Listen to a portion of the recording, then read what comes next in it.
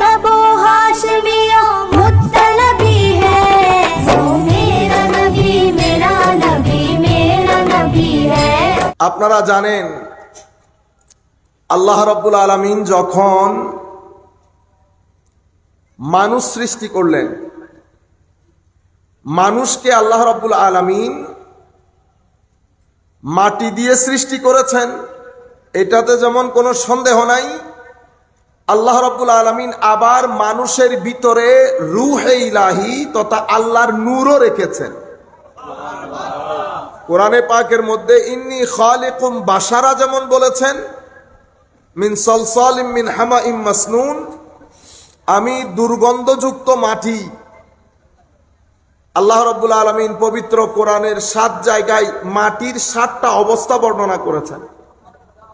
এটা দিয়ে আল্লাহ মানুষকে সৃষ্টি করেছেন, কিন্তু মানুষ নিরেট মাটি না। মানুষের ভিতরে আল্লাহ রাব্বুল আলামিন খাস একটা নূরও দান করেছেন।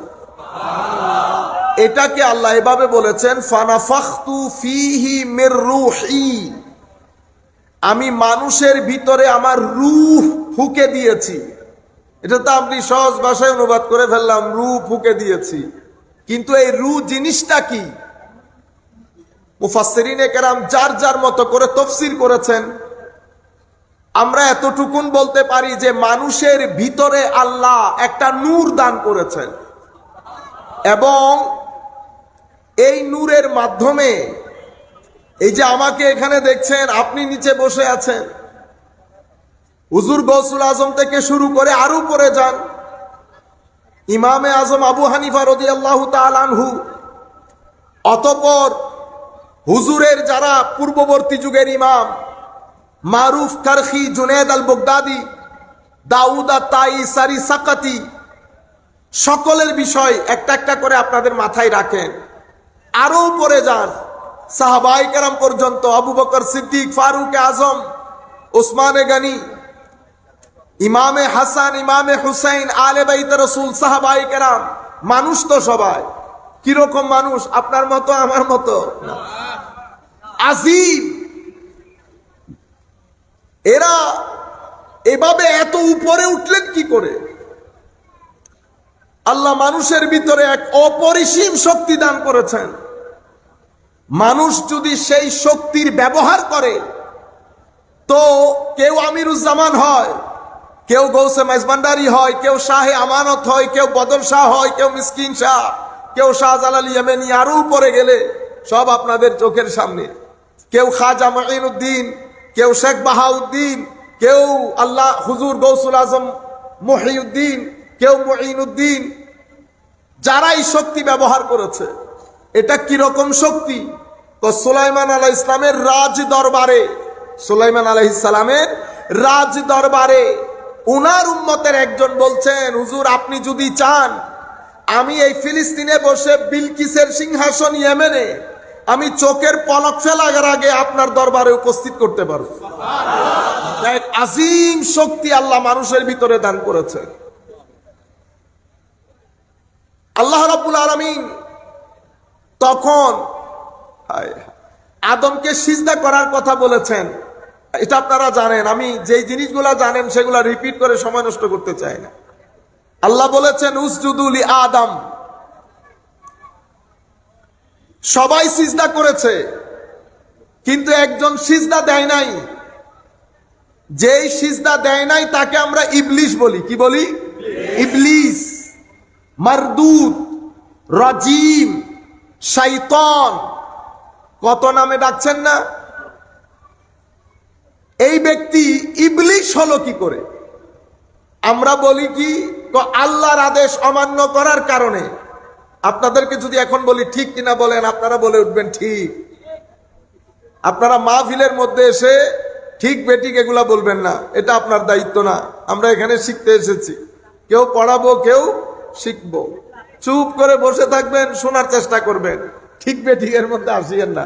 ঠিক বেঠিকের মধ্যে আসলে ঘটনা খারাপ হয়ে যাবে। আমি আপনাদেরকে বুঝাতে চাচ্ছিলাম,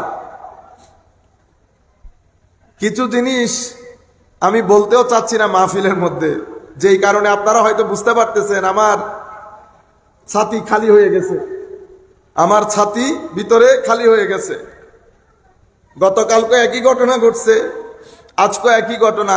আহলুস সুন্নাত ওয়াল জামাতের লোক আমরা অনেক সাদা সিধে লোক, এগুলো আমরা কাউকে বলতেও চাই না, না বললে আবার গায়ের উপর পড়ে। কারণ ধরতি এমন হয়ে গেছে, এখানে যদি আপনি না বলেন তাহলে ট্রাক্টর চালাই দিবে উপরে, বুঝতে পেরেছেন? কিন্তু আমি যে জোশ নিয়ে এখানে বলতে এসেছি এবং যে বিষয় নিয়ে বলতে এসেছি, আমি আমার বিষয়গুলা খুঁজে পাইতেছি না। এই ধরনের মিস্টেক হওয়া উচিত না। আল্লাহ রাব্বুল আলামিন আমাদেরকে বুঝার তৌফিক দান করুন। গতকালকে আমরা এক জায়গায় গিয়েছি, ইন্না লিল্লাহি, মানে অপমানিত লাঞ্ছিত যা করার দরকার, কিন্তু ভদ্র ভাষায় আমাদের একটা সমস্যা হয়ে গেছে। ধরেন আমরা কোনো প্রোটোকলের কথা বলি না, না অ্যাডভান্স, না আমাকে দেখা করতে আসেন, না না না না। কিন্তু আল্লাহ অনেক নিয়ামত দান করছেন, এটা আল্লাহ পাকের খাস মেহেরবানি, আল্লাহ পাকের খাস মেহেরবানি। যাই হোক, আমি আর না যাই, মুড খারাপ না করি, কিছুক্ষণ দরুদ শরীফ পড়েন, আমি আমার জিনিসটা ফেরত আনি আবার। আল্লাহুম্মা সাল্লি আলা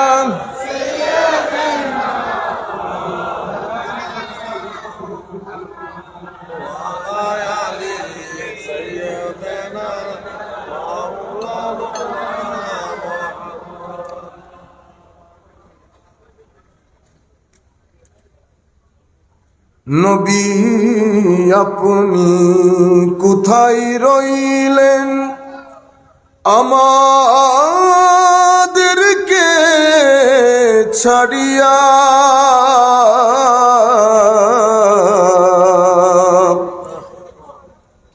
আপনি ছাড়া কি লাভ হবে এই মাহফিলে বসিয়া?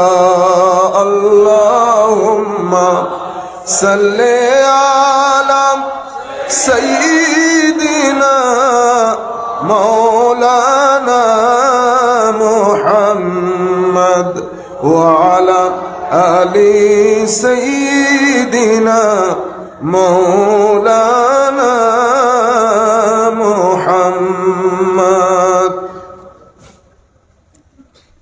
চট্টগ্রাম খাস জায়গা, এটা আলেম উলামাদের জায়গা।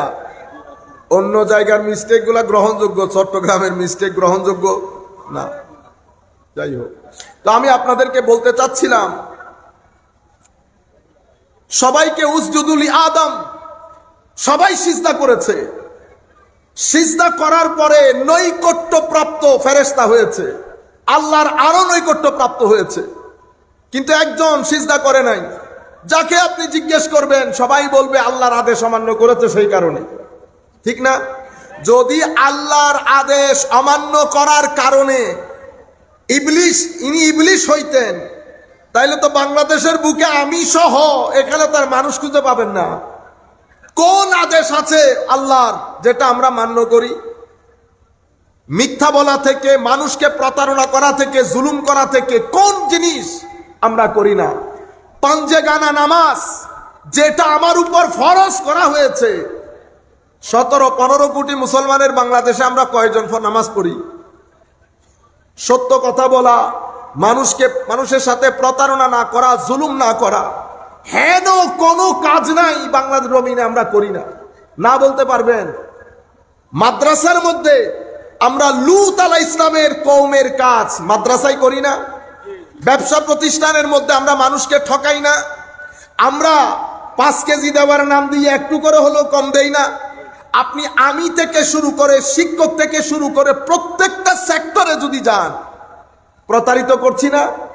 আমি যখন বাংলাদেশের যেখানেই যাব, এই এক বক্তব্য দিয়ে আমি যদি 3 মাস শেষ করে দেই, এটাকে প্রতারণা বলে।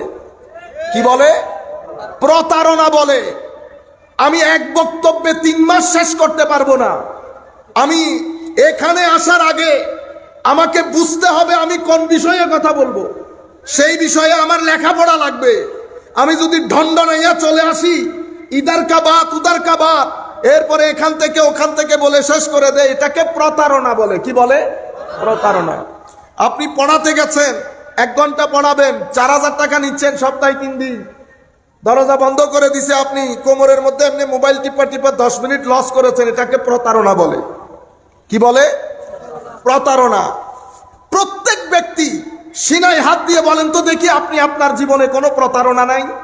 তো আমার নবীর ঘোষণা হচ্ছে, যারা প্রতারণা করে তারা আমার উম্মত না। যারা প্রতারণা করে, এই জুব্বা কাব্বার ভিতর কত প্রতারক কিয়ামতের ময়দানে উঠবে সেদিন দেখবেন। এই জুব্বা কাব্বার ভিতরে কত প্রতারক কিয়ামতের ময়দানে উঠবে। জুব্বা কাব্বা পয়রা এই দরসুল কি বলে তাফসীরুল কুরআন মাহফিল সাজিয়ে বছরের পর বছর ওয়াজ করেছে, আমার নবীর নাম নাই। আমার নবীর নাম নাই। কি নাম দিয়েছে? তাফসীরুল কুরআন মাহফিল। কারণ ওই ছাতার নিচেই তো আশ্রয় নিতে হবে। বছরের পর বছর তাফসীরুল কুরআন করেছে, কিন্তু আমরা কোনোদিন মুখে না আলে বাইত রাসূলের কোন সদস্যের নাম শুনলাম, না ইমামে হাসান ইমাম হুসাইনের নাম শুনলাম, আমরা কোনোদিন শুনি নাই। বছরের পর বছর তাফসীরুল কুরআন হয়েছে। এই দেশে কাদের মাধ্যমে ইসলাম আসলো? শাহজালাল ইয়েমেনি কে ছিল? চট্টলার জমিনে শাহে আমানত কে ছিল? আমরা জাতিকে তুলে ধরি নাই, উল্টা জাতিকে পড়িয়েছি। ওদেরকে মশাই কামড়ায় নাকি?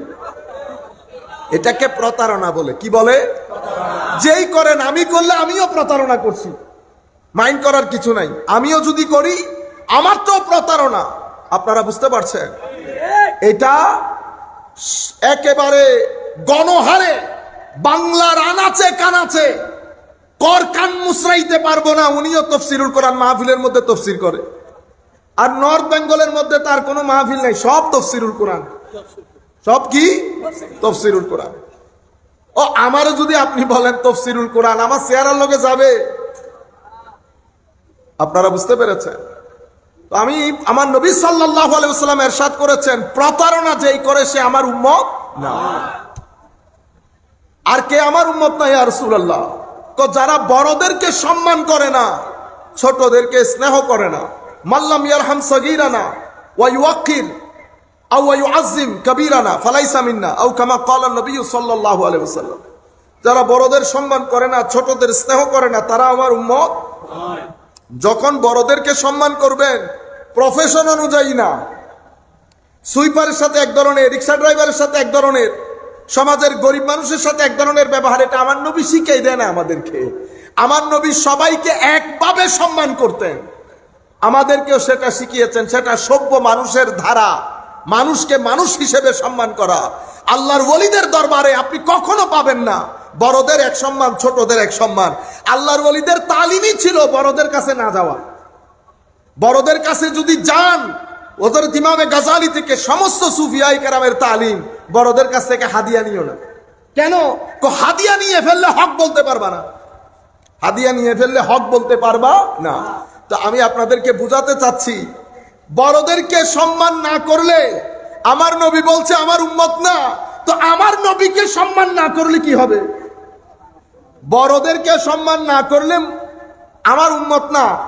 তো বড়দের মধ্যে মা, বাবা, চাচা, এলাকার লোকজন। ইয়া রাসূলুল্লাহ, এবার যদি আপনাকে কেউ আপনার মতো করে সম্মান তো কেউ করতে পারবে না, কিন্তু সাহাবায়ে কেরাম যেই জজবা দেখিয়েছে, অন্তত সেই জজবা কপি পেস্ট করে আমার নবীকে দেখানো, এটা আমাদের ইমানি দায়িত্ব না? মা বাবার সাথে বিয়াদবি করলে বিয়াদব, নবীর সাথে বিয়াদবি করলে বিয়াদব হয় না, কি হয়? বেঈমান হয়, বেঈমান হয়। বুঝতে পেরেছেন? বড়র সাথে বিয়াদবি করলে লোকজন বেশিতে আপনাকে কি বলবে? বেয়াদব। কিন্তু আমার নবীর শানে তো মনে রাখবেন, সোসাইটির মধ্যে যখন বড়দের আমার নবীর সম্মান মানছে কি মানছে না, সেটা কি করে বুঝবেন? আপনার সমাজের লোক যখন বড়দের সম্মানের মধ্যে ঘাটতি করবে, তো বুঝবেন এই ব্যক্তি শেষ পর্যন্ত আমার নবীর দরবারে গিয়ে পিছলা খেয়ে পড়ে যাবে।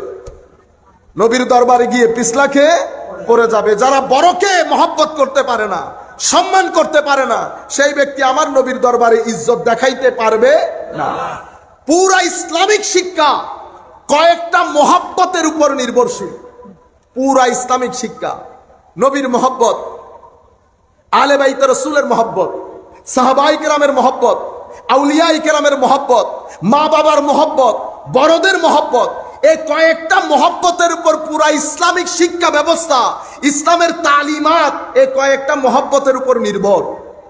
এখানে কোনো একটার মধ্যে যদি ঘাটতি ঘটে তো মনে রাখবেন এই ব্যক্তি শেষ পর্যন্ত আমার নবীর শানে গিয়ে বেয়াদবি করবে, আমার নবীর শানে গিয়ে বেয়াদবি করবে। তো বলতে যেটা চাচ্ছিলাম, আল্লাহর আদেশ অমান্য করার কারণে ইবলিশ হয় নাই, ইবলিশ হয়েছে আমার আপনার সবার বাবা হযরতে আদম আলাইহিস সালামের শানে বেয়াদবি করার কারণে ইবলিশ হয়েছে।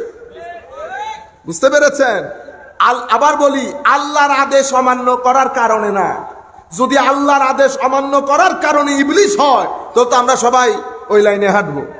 কিন্তু মনে রাখবেন, এখন যে কথাটা বলবো ওইটা মনে রাখবেন, রুয়ে জমিনের মধ্যে আমার নবীর ইশক আছে, ঈমানও আছে, কলমা পড়েছে, কিন্তু মৃত্যুর আগ পর্যন্ত নামাজ দোয়া পড়ে নাই, তাসবিহ তাহলিল যাকাত সওম কোনো কিছুই করে নাই।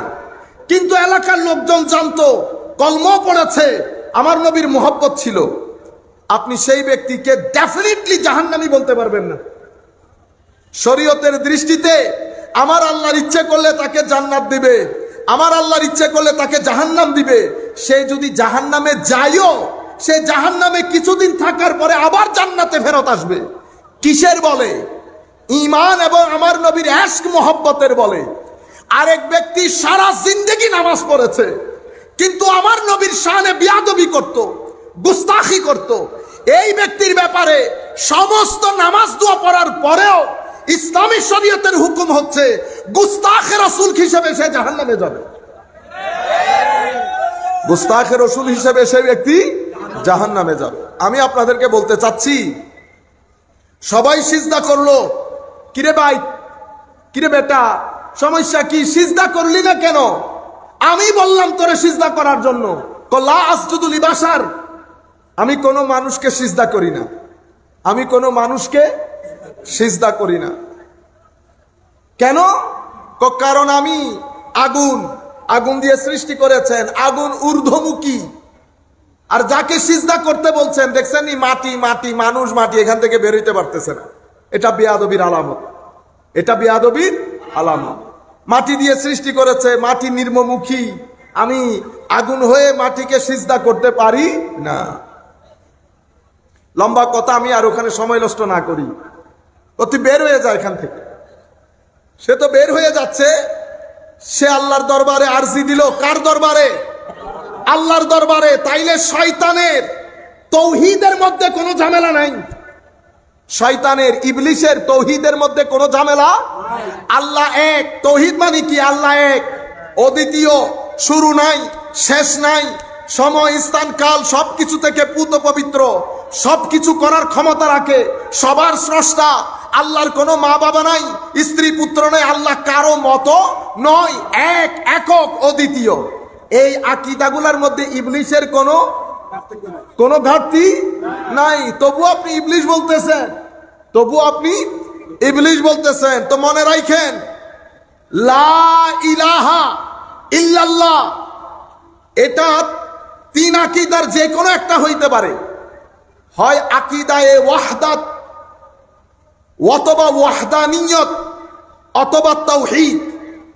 ওয়াহদাত মানি আল্লাহর একত্ববাদ। এক ব্যক্তি দীর্ঘ স্টাডির পরে বুঝতে পেরেছে, যে কোনো দার্শনিক, যে কোনো রতি মহারথী জ্ঞানী বৈজ্ঞানিক দীর্ঘ গবেষণার পরে বুঝতে পেরেছে, এখানে পুরা পৃথিবীর পেছনে একজন কারিগর আছে। এটা বিজ্ঞান দর্শনের মাধ্যমে বুঝতে পেরেছে। সে ভূমণ্ডল নবমণ্ডল দেখেছে, আসমান জমিন সৃষ্টি, দিন রাত, সমুদ্র সবকিছু দেখে সে এই সিদ্ধান্তে উপনীত হয়েছে যে এখানে একটা অ্যাবসলিউট ওয়াননেস আছে। এটাকে আমরা বলি ওয়াহদাত, একটা একত্ববাদ আছে। এটা ফার্দার ডেভেলপ করলো, ওয়াহদানিয়তের মধ্যে পৌঁছলো। আপনি তাকে এখনো মুমিন বলতে পারতেছেন না। মুমিন মানে তাওহীদ, আকীদায়ে তাওহীদ। আমরা মনে করি রেসালত ছাড়া আল্লাহকে এক মানা, এটা আকীদায়ে তাওহীদ। আপনি বলেন কি আমি তাওহীদবাদী? আসেন আমরা সূরা ইখলাস থেকে আসল তাওহীদ শিখে নেই। মাওলা তৌহিদ কোনটা? আমার আল্লাহ সূরা ইখলাসের মধ্যে ইরশাদ করছেন, কুল হুয়াল্লাহু আহাদ আল্লাহুস সামাদ লাম ইয়ালিদ ওয়া লাম ইউলাদ ওয়া লাম ইয়াকুল লাহু কুফুয়ান আহাদ। আমার আল্লাহ সূরা ইখলাস, ইখলাস মানে এই সূরার মধ্যে যেই তৌহিদের বর্ণনা দেওয়া হচ্ছে, আমার আল্লাহ বুঝাতে চাচ্ছেন এটা খালেস তৌহিদ, এটা খাঁটি তৌহিদ, এটা আসল তৌহিদ। এই আসল তৌহিদ সূরা যখন আল্লাহ শুরু করলেন, প্রথম শব্দ নিয়ে এসেছেন কুল। হাবিব আপনি বলে দিন, হাবিব আপনি বলে দিন। তাইলে রিসালাত বাদে লা ইলাহা ইল্লাল্লাহ এটা তাওহীদ হবে না, এটা নিরেট আল্লাহতে আপনি একত্ববাদে বিশ্বাস করছেন, আপনাকে মুমিন বলা যাবে না। কেন? আপনি আকীদা থেকে সূরা তাওহীদ থেকে কুল বাদ দিয়ে দিয়েছেন। মাওলা কুল কেন? তো এটাই তো কুল হুয়া, কুল হুয়া, দুইটা শব্দ মাঝে রাখেন। হাবিব আপনি বলেন তিনি, তিনি আপনারা কাকে বলেন? যিনি এখানে উপস্থিত নাই। উপস্থিত থাকলে তো তুমি বা আপনি বা তুই, বন্ধু হলে তুই, আর একটু পরে তুমি, এরপরে আপনি, এই তো। ইংরেজির মধ্যে সুবিধা, এক ইউতে কেল্লাফ হতে ইউ। তাইলে ইউ বলবো কখন? যখন আপনি এখানে উপস্থিত। হি, হি মানি এখানে নাই। আমরা মাদ্রাসার মধ্যে বলি গায়েবের সিগা। কিসের সিগা? গায়েব। গায়েব মানে এখানে উপস্থিত নাই, অনুপস্থিত। তাইলে আল্লাহ কি বলছেন? কুল। মাদ্রাসার ছাত্ররা যারা যেখান থেকে বসে শুনছেন, মনোযোগ দিয়ে বিষয়টা একটু শুনেন। কুল, হাবিব আপনি বলেন তিনি। ও, আল্লাহ কুল সামনে আনলেন কেন? কুল সামনে এনেছি, আমি হচ্ছি হুয়া। আমি কি? হুয়া।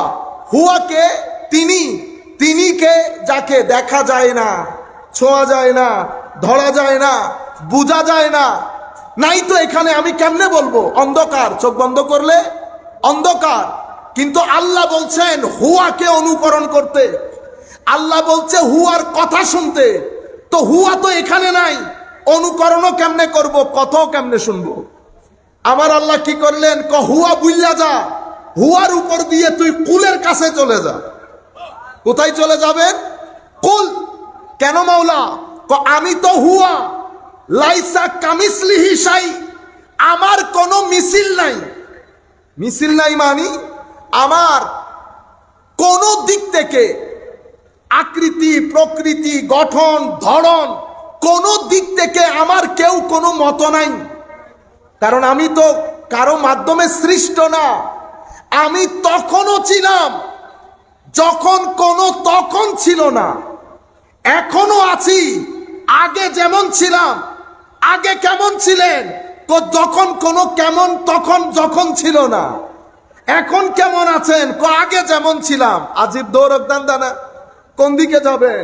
লাইসা কামিসলিহি শাই ওয়া হুয়াস সামিউল বাসীর। এখন কুল হুয়া, হুয়া লাইসা কামিসলিহি, হুয়ার কোনো মত নাই, হুয়ার কোনো ধরন নাই, গঠন নাই, আকৃতি নাই, প্রকৃতি নাই, মাস নাই, সপ্তাহ নাই, স্থান নাই, কাল নাই, পাত্র নাই, নবমণ্ডল, ভূমণ্ডল, পৃথিবী, আল্লাহ নাই, নাই, কিছুই নাই। আপনি এখানে চিন্তা করে যে কোনো কুল কিনারা পাবেন, সেটাও সম্ভব না। কেন?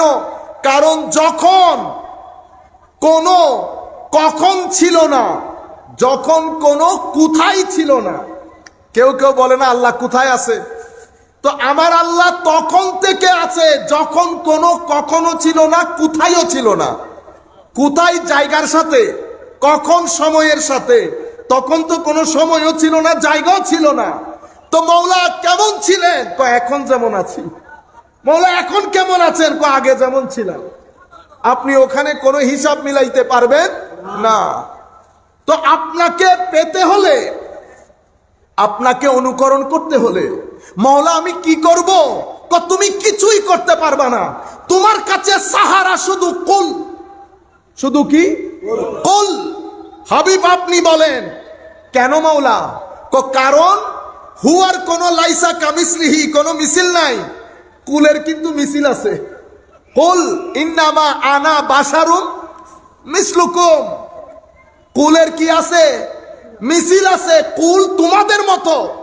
এখন আপনি মাদ্রাসার মধ্যে পড়াইতেছেন আমাদের মতো, মানি শানের সালতে বিয়াদবির বাজার গরম করেছেন আমার মতো।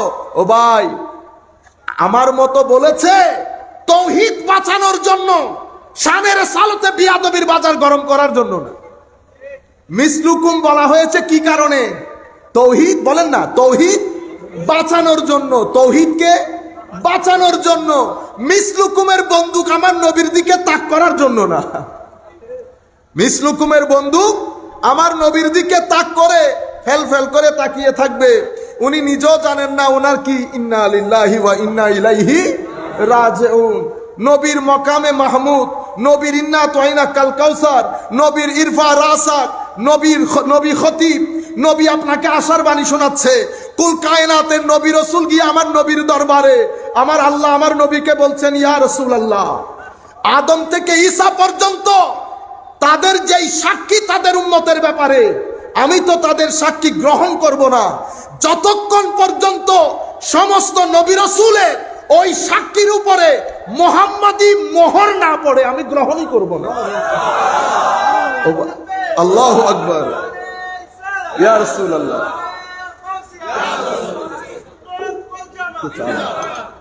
আপনি, আরে ভাই আপনি বাদ দেন, মুসা আলাইহিস সালাম পর্যন্ত আমার নবীকে তার মতো মনে করে নাই। আপনি কোন পুকুরের মাছ? আপনারটা বাদ দেই। মুসা আলাইহিস সালাম বলছে, রব্বি ইশরাহ লি সাদরি, মাওলা আমার সিনা খুলে দে। আর আমার নবীর ব্যাপারে আমার আল্লাহ বলছেন, আলাম নাশরাহ লাকা সাদরাক, হাবিব আমি কি আপনার সিনা খুলে দেই নাই? মুসা আলাইহিস সালাম বলছে সিনা খুলে দেন, আর আমার নবীকে বলা হচ্ছে আপনার সিনা আমি খুলে দেই নাই। আপনারা বুঝতে পেরেছেন? মুসা আগে আগে চলে গেল যে এত তাড়াতাড়ি উম্মত রেখে, ঘটনা কি? আল্লাহ আপনাকে রাজি করার জন্য, আপনাকে বলে আপনাকে রাজি করার জন্য। আচ্ছা, তো মুসা আগে আগে কুহে তুরে চলে যায় আল্লাহকে রাজি করার জন্য। আর যখন প্রশ্ন আসে আমার নবীর ব্যাপারে, যে আল্লাহকে কুল কায়নাত রাজি করাতে চায়, সেই আল্লাহ আমার নবীকে রাজি করাতে চায়। ওয়ালা সাউফা ইউতিকা রাব্বুকা ফাতারদা, হাবিব আমি ঘোষণা দিচ্ছি অনতি বিলম্বে আমি আপনাকে এমন দেয়া দেব, নিয়ামতের বর্ষণ এমন ভাবে হবে আপনি না হেসে পারবেন না। আপনি মুস্কি হাসি দিয়ে দেবেন, আপনি মুস্কি হাসি। আল্লাহ হিসেবে কথা কি এভাবে বলার কথা? একজনের দৌড়াদৌড়ি করছে রাজি করার জন্য, আর আরেকজনের ব্যাপারে কথা হচ্ছে আমি আপনাকে সন্তুষ্ট করব, আমি আপনাকে সন্তুষ্ট করব। আমি যদি এই রাস্তায় যাই, এটা আলাদা একটা রাস্তা। আমি শুধু আপনাদেরকে বুঝাতে চাচ্ছি কুল এবং হুয়া, যাতে তৌহিদটা বুঝতে পারেন। তাইলে হুয়ার কোনো মিছিল নাই, সেই কারণে কুলকে আমাদের মতো করে পাঠানো হয়েছে। এখন আমাদের মতো মানে কি? আপনি আপনার কাতারে নিয়ে আসলেন অতি সাধারণ, আজকে একজন বলতেছে অতি সাধারণ, অতি সাধারণ।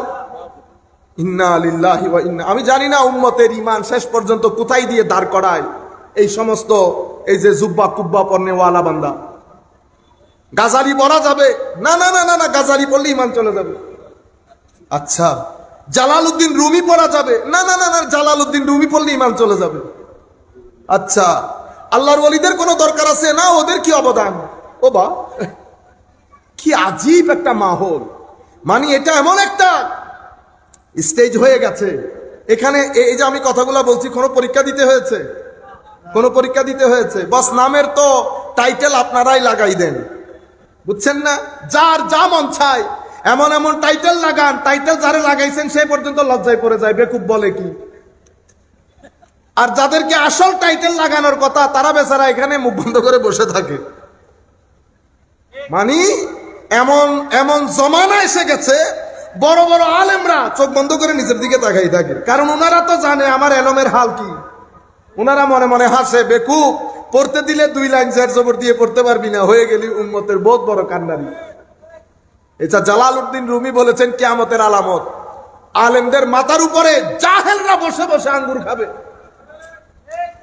আপনারা বুঝতে পেরেছেন? এখন তো নাটক শুরু হয়েছে, এখানে বসে যেই যত আল্লাহ রাব্বুল আলামিন উম্মতকে এই সমস্ত কথা, এই সমস্ত আকীদা, এই সমস্ত ফিতনা, এগুলা থেকে আল্লাহ আমরা আমাদের দুশমনদেরকে আল্লাহ রক্ষা করুন।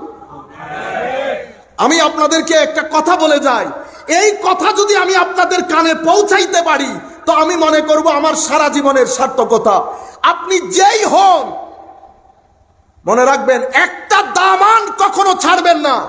আল্লাহর দরবারে শুকরিয়া আদায় করবেন, প্রত্যেক মাসে মাসে সাদকা দেবেন। আল্লাহ যেন এই নিয়ামত নসিব করে। সেটা কি? সেটা আল্লাহর নবীর মহব্বত।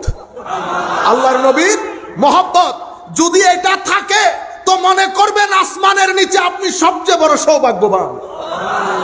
এটা আল্লাহর ধরতির মধ্যে সবচেয়ে বড় নিয়ামত। আমার নবী মুস্কি হাসি মারে, যার ভিতরে ইশকে রাসূল আছে, সে মৃত্যুর আগে হলেও জান্নাতি হয়ে মারা যাবে, সে কখনো জাহান্নামী হয়ে মারা যাবে না। আর বেয়াদবের কখনো হেদায়েত নসিব হয় না। শানে রেসালতে বেয়াদবি হবে।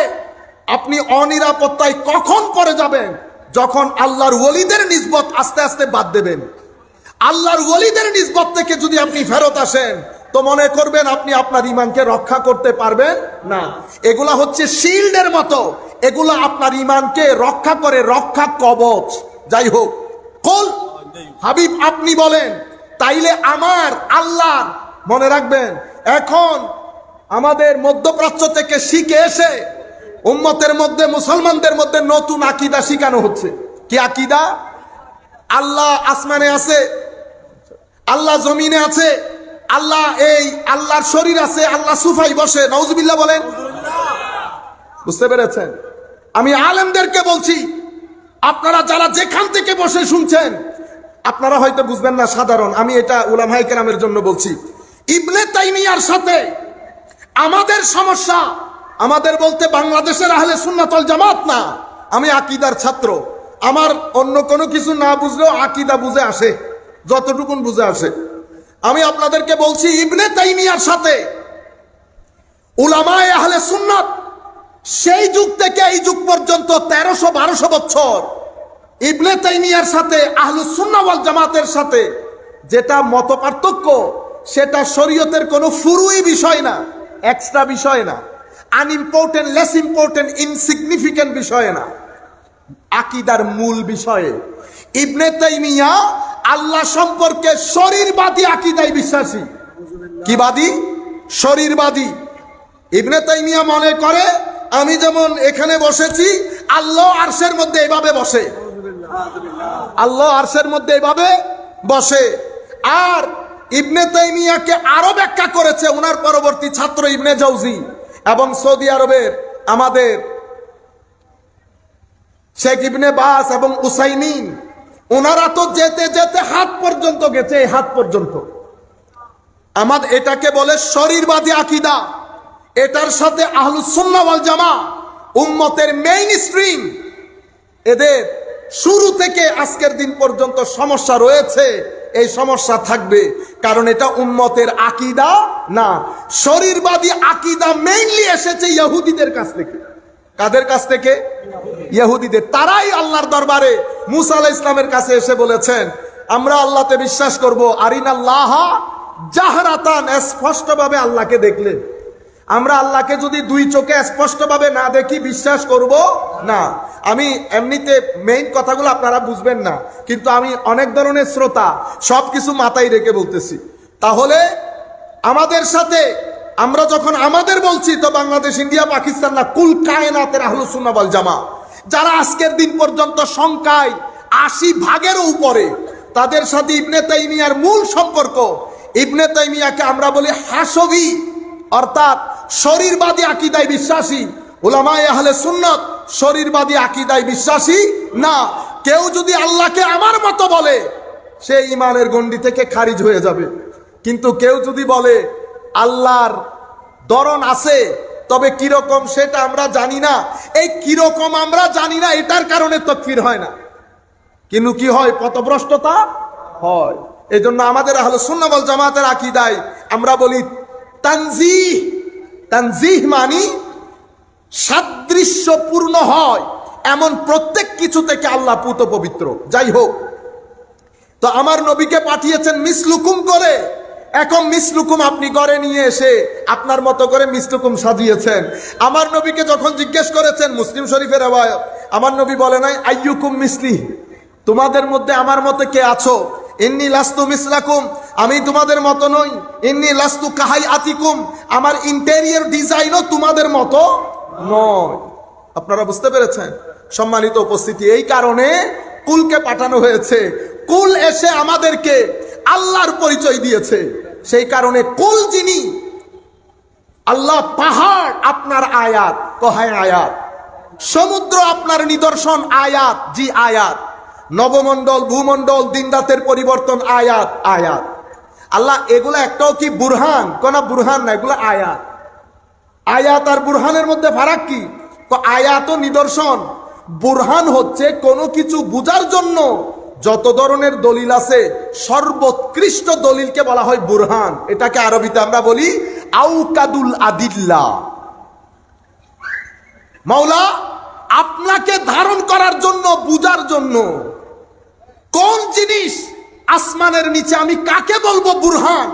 আমার আল্লাহ বলছেন রুয়ে জমিনের মধ্যে যা কিছু বানিয়েছে আমাকে বুঝার জন্য, যার মাধ্যমে আমাকে বোঝা যায়, রুয়ে জমিনের মধ্যে আমি বুরহান বানিয়েছি একজনকে। বুরহান বানিয়েছি, কদ জাআকুম বুরহানুম মির রাব্বিকুম, তোমাদের কাছে তোমাদের রবের পক্ষ থেকে স্পষ্ট দলিল এসেছে, স্পষ্ট দলিল এসেছে। এই দলিল 13 বছর মক্কায় ছিল, 13 বছর মক্কায় ছিল। এই দলিল 13 বছর মক্কায় ছিল বলতে নবুয়ত প্রকাশের পরে। তো 13-র সাথে 40 যোগ করলে কত হয়? 53 বছর, অলমোস্ট 53 ইয়ার্স। 53 বছর বুরহান, হযরতে মা আমেনার ঘরে বুরহানের জন্ম, এরপরে হালিমা সাদিয়ার ঘরে বুরহান গেছে। বুরহান সামাজিক জীবন, বুরহানের বন্ধু বান্ধব ছিল, বুরহানের শত্রু ছিল, বুরহান ছোট বাচ্চাদের সাথে খেলেছে, বুরহান কখনো পাহাড়ে, বুরহান কখনো ব্যবসায়, বুরহান বুরহানের মতো করে জীবন ধারণ করেছে। কিন্তু বুরহান যখন আমার আল্লাহ নিয়ে বুরহান হাজির হয়েছে, বুরহান তখন ডেকে বলছে বাদ দে 13 বছর, 13 বছরের আগে 40 বছর পর্যন্ত আমি তো তোমাদের সাথেই ছিলাম, 40 বছর আমি তোমাদের সাথেই ছিলাম। বলো তো দেখি, আমার এই 40 বছরের মধ্যে একটা বছর, একটা মাস, একটা দিন, একটা ঘন্টা, একটা মিনিট বা একটা সেকেন্ড তুমি আমাকে বলো যেটা থেকে তুমি বলবা যে তুমি নবী হতে পারো না। মানে একটা সেকেন্ড, আমি 40 বছরের পরে না, 40 বছর পর্যন্ত একটা সেকেন্ড দেখে তুমি বলো যে আমি নবী হতে পারি না। বুরহানের জিন্দেগিকে আল্লাহ সেভাবে সাজিয়েছেন। বুরহান যখন প্রথম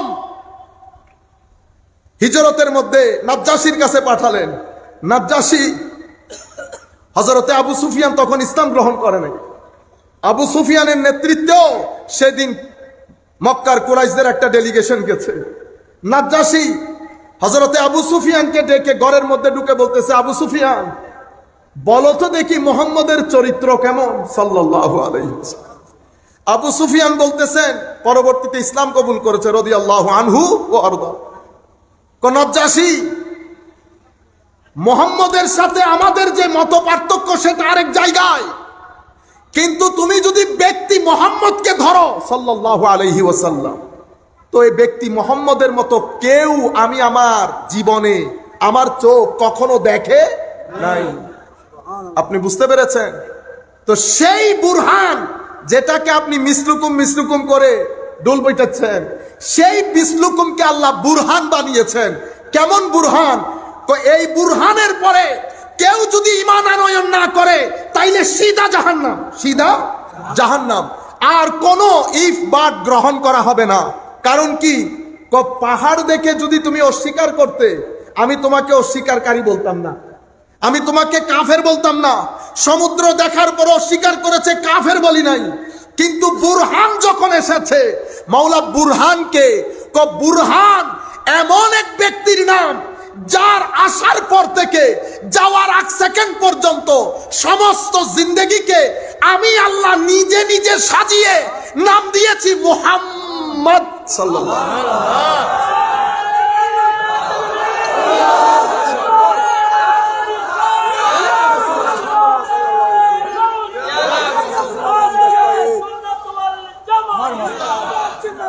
কোরআন যেমন কিতাব জগতের মধ্যে কোরআনকে আমি বেমেসাল করে সাজিয়েছি, অনুরূপ ভাবে সৃষ্টি জগতের মধ্যে আমি আমার নবী মুহাম্মদকে বেমেসাল করে সাজিয়েছি। আমি যদি এখন কোরআনের আইব বলি, কোরআনের দোষ, আমি যদি এখন কোরআনের দোষ বলি, আপনারা আমাকে এখান থেকে যেতে দিবেন? কি করবেন? রেখে দেবেন না? হালকা পাতলা সাইজ করে দিবেন না? ওবা কোরআন, কোরআনের দোষ বললে আপনার গায়ে জ্বালা ধরে।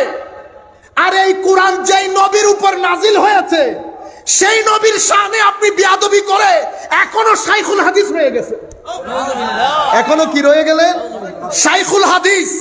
কোরআনের শানে একটা বিয়াদবি, একটা আয়াত যদি বের করে আপনার গায়ে লাগে, আর এই কোরআন যেই নবীর উপর নাজিল হয়েছে সেই নবীর শানে বিয়াদবি করার পরও হুজুর মুতামিমও থাকে, শাইখুল হাদিসও থাকে, শাইখুল ফিকও থাকে। আপনারা বুঝতে পেরেছেন? আজীব। কোরআনকে জিজ্ঞেস করেন, কোরআন বলছে আমার আল্লাহ যদি আমাকে পাহাড়ের উপর, আপনারা জানেন পাহাড় দুনিয়ার প্যারেক, পাহাড়ের উপর যদি নাজিল করা হতো তো পাহাড় রুইয়ের মতো, কঠনের মতো পুড়ে যেত। ওয়ানজালনা হাযাল কুরআন আলা জাবালিন লারাআইতাহু খাশিআম মুতাসাদ্দিআম মিন খাশিয়াতিল্লাহ ওয়া তিলকাল আমসাল নাদরিবুহা লিন-নাস লাআল্লাহুম ইয়াতাফাক্কারুন। এবার যেই কোরআনকে পাহাড় গ্রহণ করতে পারছে না, সেই কোরআন আমার নবীর সিনার মধ্যে হজম হয়ে গেছে। এবার সিনায়ে মুহাম্মদীকে আল্লাহ কিভাবে সাজিয়েছেন এটা আপনি চিন্তা করবেন। এটার মধ্যে সেবাত কতটুকু রেখেছে, এটার ভিতরে শক্তি কতটুকু দান করেছেন। আপনি আমার মতো বলছেন।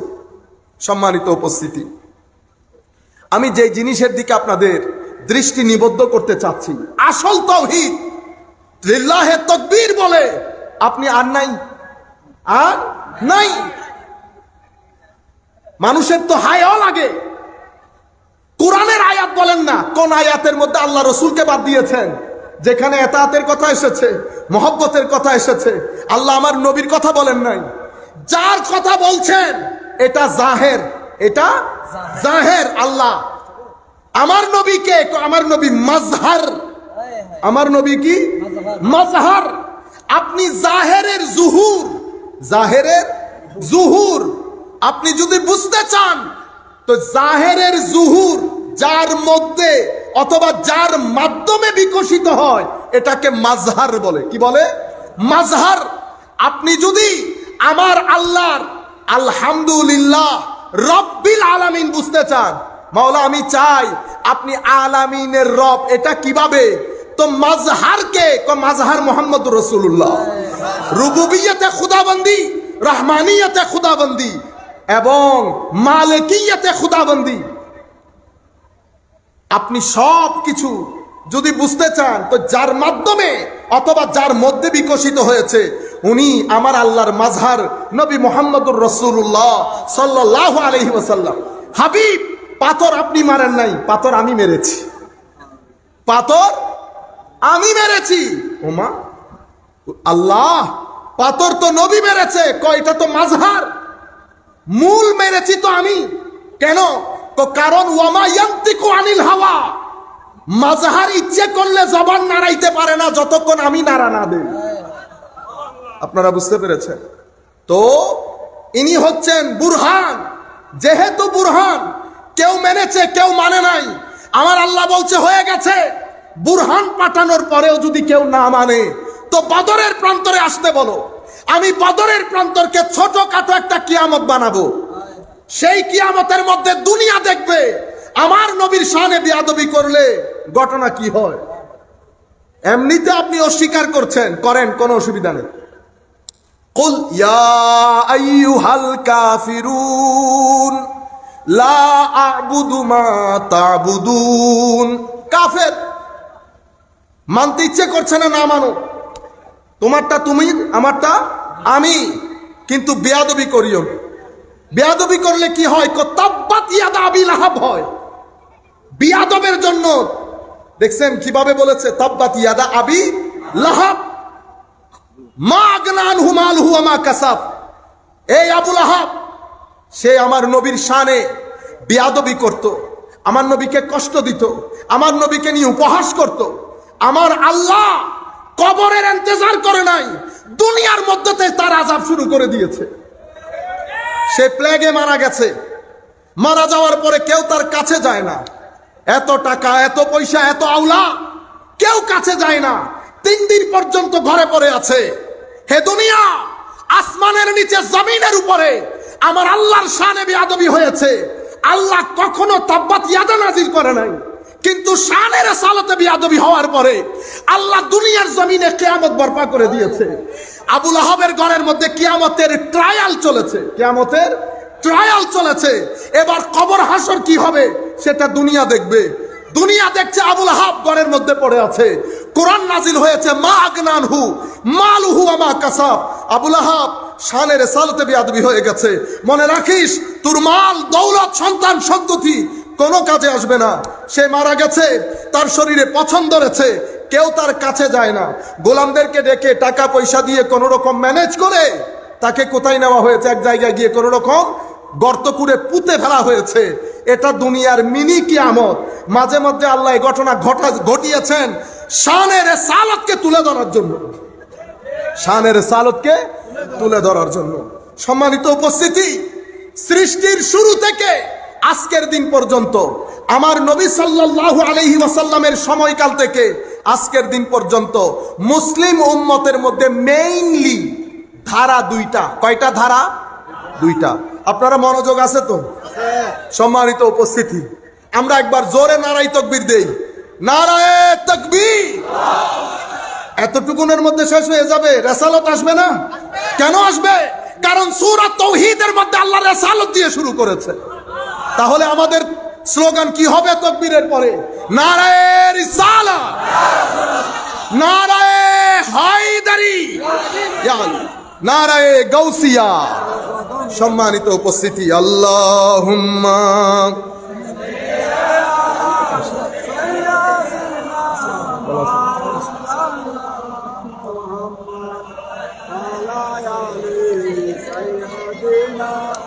মাওলানা মুহাম্মদ। আমাদের নিয়ে বর্তমান সময়ে আমাদের একটা মোটা দাগা সমালোচনা হচ্ছে, সুন্নিরা একটু বেশি বলে ফেলে, সুন্নিরা একটু বেশি বলে ফেলে। সমস্যা হচ্ছে কি জানেন? নেফাকত, মুনাফিকি। সমাজের মধ্যে কিছু লোক বেয়াদবি করে, এটা আপনিও দেখতেছেন, আমিও দেখতেছি, কিন্তু কিছু লোক ভিতরে লালন করে, বাইরে দেখায় না। এটাকে কি বলে? মুনাফিকি। সৃষ্টির শুরু আমার নবী সাল্লাল্লাহু আলাইহি ইসলামের সময়কাল থেকে উম্মতে মুসলিমার মধ্যে এই পয়েন্টটা খুবই গুরুত্বপূর্ণ। আমি চাইবো যে আপনারা খুব মনোযোগ দিয়ে শুনবেন। 2টা ধারা, একটা সাহাবায়ে কেরামের ধারা আর একটা খারেজিদের ধারা। খারেজি কি? বুখারী শরীফের মধ্যে আলাদা একটা চ্যাপ্টার আছে, কিতাবুল খাওয়ারেজ। কি নাম? আপনারা যারা কলেজ ইউনিভার্সিটিতে পড়েন তারা যদি গুগলের মধ্যে লিখে দেন চ্যাপ্টার অফ খারিজাইট ইন সহিহুল বুখারী, তাহলে সব হাদিসগুলা গুগলের মধ্যে আসবে। গুগলে সবকিছু পড়েন, এটাও পড়া দরকার না। সম্মানিত উপস্থিতি, একটা সাহাবায়ে কেরামের ধারা, আরেকটা ধারা কাদের? খারেজিদের। আসেন সাহাবায়ে কেরামের ধারার সাথে সুন্নিয়তকে আমরা মিলিয়ে দেখি, সুন্নিরা বেশি করে না কম করে? আয় হায়। হযরতে মুআজ ইবনে জাবাল আমার নবীর পিছনে একটা বাহনের মধ্যে বসা, আমার নবী ডাক দিলেন, ইয়া মুআজ। হযরতে মুআজকে ডাক দেওয়ার সাথে সাথে হযরতে মুআজ উত্তর দিলেন কিভাবে দেখেন। আরবির মধ্যে উত্তর দেওয়ার নিয়ম হচ্ছে নাম, বলেন হ্যাঁ আমি আছি। কিন্তু আদব দেখেন সাহাবায়ে কেরামের, পিছনে বসা উত্তর দিচ্ছেন লাব্বাইকা ওয়া সাদাইকা ইয়া রাসূলুল্লাহ। হুজুর মুআজ আপনার কদমে কুরবান, অথচ পিছনে বসা লেগে লেগে এতটুকুন বলতে পারতো হুজুর বলেন আমি আছি। কিন্তু আদব দেখেন, আমার নবী সিম্পল ডাক দিয়েছেন ইয়া মুআজ। হযরতে মুআজ পিছন থেকে উত্তর দেওয়ার, অ্যাড্রেস করার, আমার নবীকে অ্যাড্রেস কিভাবে করছে, সম্বোধন কিভাবে করছে দেখেন। লাব্বাইকা ওয়া সাদাইকা ইয়া রাসূলুল্লাহ সাল্লাল্লাহু আলাইহি ওয়াসাল্লাম। এটাকে আমি সুন্নিয়ত বলি। এই আদবের নাম। আমার নবীর দরবারে যখন কথা বলবেন, আপনার আদব যদি এই আন্দাজের না হয়, তাহলে এটা সাহাবায়ে কেরামের ঈমান হবে না। এটা হযরতে মুআজ। হযরতে ফারুক আযম রাদিয়াল্লাহু তাআলা আনহু, আমার নবী এক সময় মুনাফিকরা বলা বলি করছে, কি বলে, উনি বলেন উনি নাকি সব জানেন। কই আমরা যে উনার পেছনে এত ষড়যন্ত্র করি, কই উনি তো বলতে পারেন না। আমার নবীর কানে আসলো একবার দুইবার, হঠাৎ করে আমার নবীর নবুয়তের এলমের সমুদ্রের মধ্যে ঢেউ খেলা শুরু করলো। আমার নবী বরদাস্ত করতে পারে নাই। বলে কি এগুলা? আমার নবী মসজিদের নববীর মধ্যে দাঁড়িয়ে ডাক দিলেন, সালুনি আম্মা শি'তুম, আমাকে যা মন চাই প্রশ্ন করো। নবী করিম সাল্লাল্লাহু আলাইহি ওয়াসাল্লাম স্বাভাবিকভাবে এমনভাবে ইমোশনাল হতো না, কিন্তু সেই দিন আমার নবী অনেক ইমোশনাল হয়ে গেছেন, অনেক জজবাতি হয়ে গেছেন, মন খারাপ করেছেন। ডাক দিয়ে দিয়ে বলছেন, যার যা মন চাই প্রশ্ন করো, আমি মসজিদে নববীর মিম্বরে দাঁড়িয়ে তোমার প্রশ্নের উত্তর দেব। রিওয়ায়াতের মধ্যে আসছে প্রত্যেকেই একজন একজন করে প্রশ্ন করা শুরু করলো। জোহরের নামাজ, ফজরের নামাজ, জোহরের নামাজ, আসরের নামাজ, মানুষ প্রশ্ন করছে, সাহাবীরা প্রশ্ন করছে, আমার নবী প্রশ্নের উত্তর দিচ্ছে। রিওয়ায়াতের মধ্যে আসছে সেদিন পৃথিবীর শুরু থেকে জান্নাতীরা জান্নাতে, জাহান্নামীরা জাহান্নামে যাওয়া পর্যন্ত যা কিছু পৃথিবীর জমিনে যাকে এলম বলে, জ্ঞান বলে, নলেজ বলে, আমার নবী মসজিদে নববীর মধ্যে এলমের বর্ষণ করে দিয়েছে।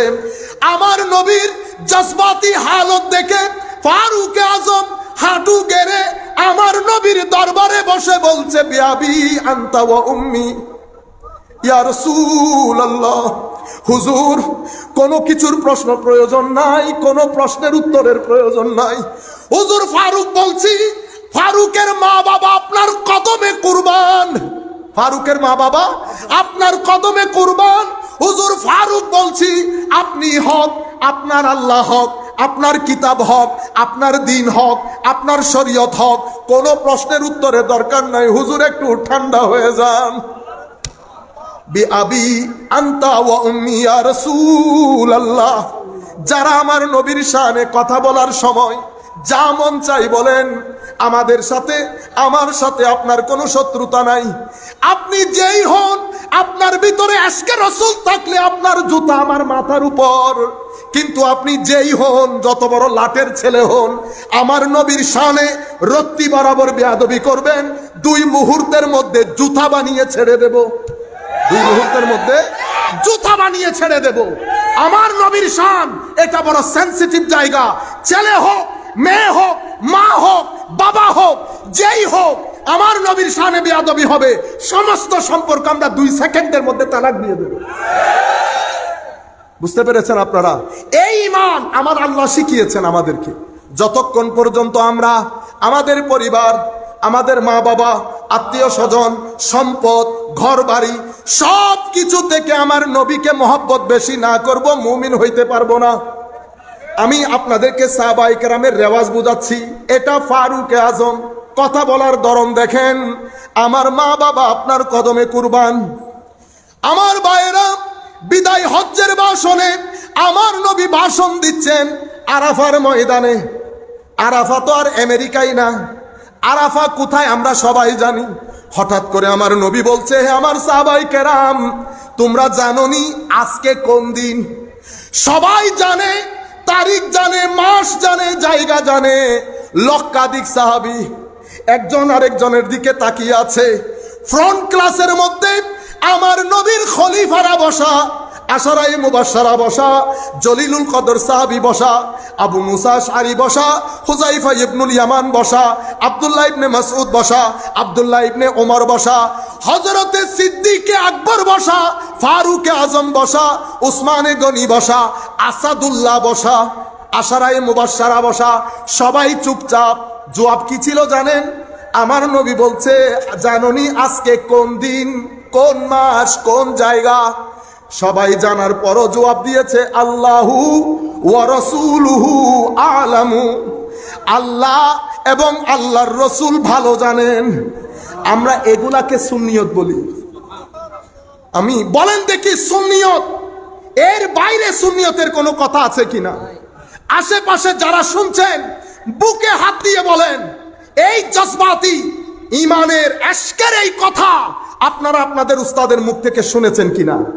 সম্মানিত উপস্থিতি, আমার কথাও শোনার দরকার নাই, উস্তাদের কথাও শোনার দরকার নাই। ইমাম বুখারীর চেয়ে তো বড় উস্তাদ কেউ নাই। ইমাম বুখারীর চ্যাপ্টার গুলা পড়েন, চ্যাপ্টার কিভাবে বানিয়েছে। এই অধ্যায় আমার নবীর প্রতি মহব্বত যে ঈমান, সেই অধ্যায়। এই অধ্যায় আমার নবীর হাত মুবারকের বরকত নেওয়ার অধ্যায়। এই অধ্যায় আমার নবীর শরীর মুবারক থেকে সুগন্ধি আসার অধ্যায়। আপনি এই ধরনের অধ্যায়গুলা পড়েন, হাদিসগুলা পড়েন, আপনি বুঝতে পারার কথা না। সাহাবায়ে কেরামের তরজে তরিকা আমি কয়েকটা বললাম আপনাদেরকে। এরপরে দেখেন, আমার নবী এক সাহাবীর ঘরে এসেছেন। ঘরে এসে আমার নবী বললেন, আসসালামু আলাইক ওয়া রাহমাতুল্লাহি ওয়া বারাকাতুহু। সাহাবী একেবারে ঘরের দরজার পেছনে দাঁড়ানো। উনি সালাম শুনেছেন, জবাবও দিয়েছেন আস্তে করে, ওয়া আলাইকাস সালাম ইয়া রাসূলুল্লাহ। আমার নবী না শুনে মতো, আমার নবী আবার সালাম দিলেন, উনিও জবাব দিয়েছেন কিন্তু না শুনে মতো। আবার সালাম দিলেন, উনিও সালামের জবাব দিয়েছেন কিন্তু না শুনে মতো। উনি জানেন সালামের জবাব না পেলে আমার নবী অন্তত 3 বার সালাম দেবেন। সালাম দেওয়ার পরে আমার নবী চলে আসছেন। চলে আসার সময় ওই সাহাবী আমার নবীর পেছনে ছুটতে থাকে, ইয়া রাসূলুল্লাহ, ইয়া রাসূলুল্লাহ।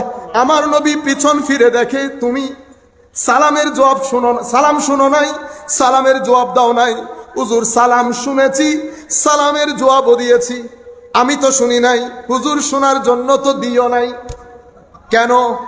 ইয়া রাসূলুল্লাহ, আমি জানি আপনি সালামের জবাব না পেলে 3 বার সালাম দেবেন। আমি অত বেকুব না, আপনাকে সালামের জবাব শুনিয়ে আপনার 2 সালাম থেকে আমি নিজেকে বঞ্চিত করব, এমন বেকুব আমি না। আমি জানি আমার ঘরে কে এসেছে, আমি জানি আমার ঘরে কে এসেছে, কে আমাকে সালাম দিচ্ছে। আমি তো সাহাবী রাসূল, আমি তো জানি। ইয়া রাসূলুল্লাহ, আমি চাই নাই আপনার সালাম থেকে আমি নিজেকে বঞ্চিত করতে, সেই কারণে আপনি শুনেন মতো আমি জবাব দেই নাই। পরে আমার নবীকে ঘরে নিয়ে খাওয়ানো শুরু করেছে, মেহমানদারি করা শুরু করেছে, শুধু আমার নবীকে খুশি করার জন্য। ও আমার ভাইরা, আমার নবীর বড় বড় সাহাবী, পেটে খিদা লাগলেও নবীর দরবার, চোখ ব্যথা করলেও নবীর দরবার, মনে অশান্তি লাগলেও নবীর দরবার, কারো উট কাজ করে না এই শেকায়ত নিয়েও আমার নবীর দরবার। বুঝতে পেরেছেন আপনারা? সাহাবায়ে কেরামের এই তর্জ তরিকা, এটা একটা ধারা। এই ধারার মধ্যে আপনি এশ দেখেছেন। এখন আমি ফাইনাল গিয়ে বলি, হুদাইবিয়ার প্রান্তর, কাফেররা নজর রেখেছে মুসলমানরা কি করবে কি করবে না। এক কাফেরকে পাঠানো হয়েছে, পরে উনি ইসলাম কবুল করেছেন। উনি মক্কার রাজ দরবারে ফেরত গিয়ে সবাইকে ডেকেছে, তো দেখো মুসলমানরা যুদ্ধ করবে না, আমি মুসলমানদের নবীকে চিনি, তারা যুদ্ধ করার প্রস্তুতি নিয়ে এখানে আসে নাই, তারা নিরেট উমরা করতে এসেছে। আর যদি আরেকটা কথা বলি তো শোনো, উনি ইঙ্গিত দিতে চাচ্ছেন তুমি যাদের সাথে যুদ্ধ করতে চাচ্ছ, যুদ্ধের মধ্যে তাদেরকে তোমরা হারাইতে পারবে না। তারা কিছু নিয়ে আসলেও না, তারা কিছু না নিয়ে আসলেও না, কারণ যিনি পরিচালনা করবেন যুদ্ধ তিনি ইমামুল মুরসালিন। ইতপূর্বে বদরও দেখেছি, ওহুদও দেখেছি। যুদ্ধ এরা করে না, এদের পেছনে কোন শক্তি আছে যারা যুদ্ধ করে। সুতরাং তোমরা যুদ্ধের মধ্যে যাইবা না। যুদ্ধে তোমরা এটা মনে করিও না মুসলমানদের হাতে অস্ত্র নাই। মুসলমানরা অস্ত্র নিয়ে শুধু যুদ্ধ করে না, মুসলমানের একটা শক্তি সিনাই, আর একটা শক্তি অস্ত্রে। অস্ত্র দিয়ে একবার মারলে সিনা দিয়ে 10 বার মারে, সিনা দিয়ে 10 বার মারে। ও আমার মক্কার কাফেররা শোনো, আল্লাহর ইজ্জতের কসম করে বলছি, এমন দৃশ্য আমি পৃথিবীর কোথাও দেখি নাই। সরকারি কাজে তোমরাই আমাদেরকে পাঠিয়েছো, কখনো কাইসার কখনো কিসরা। আমি কিসরার দরবারও গিয়েছি, কাইসারের দরবারেও গিয়েছি। কখনো কোন রাষ্ট্রপতিকে, রাজাকে তাদের মানুষ এভাবে সম্মান করতে দেখি নাই যেভাবে মোহাম্মদ সাল্লাল্লাহু আলাইহি ওয়াসাল্লাম ওনার সহচরকে দেখেছি ওনাকে সম্মান করতে।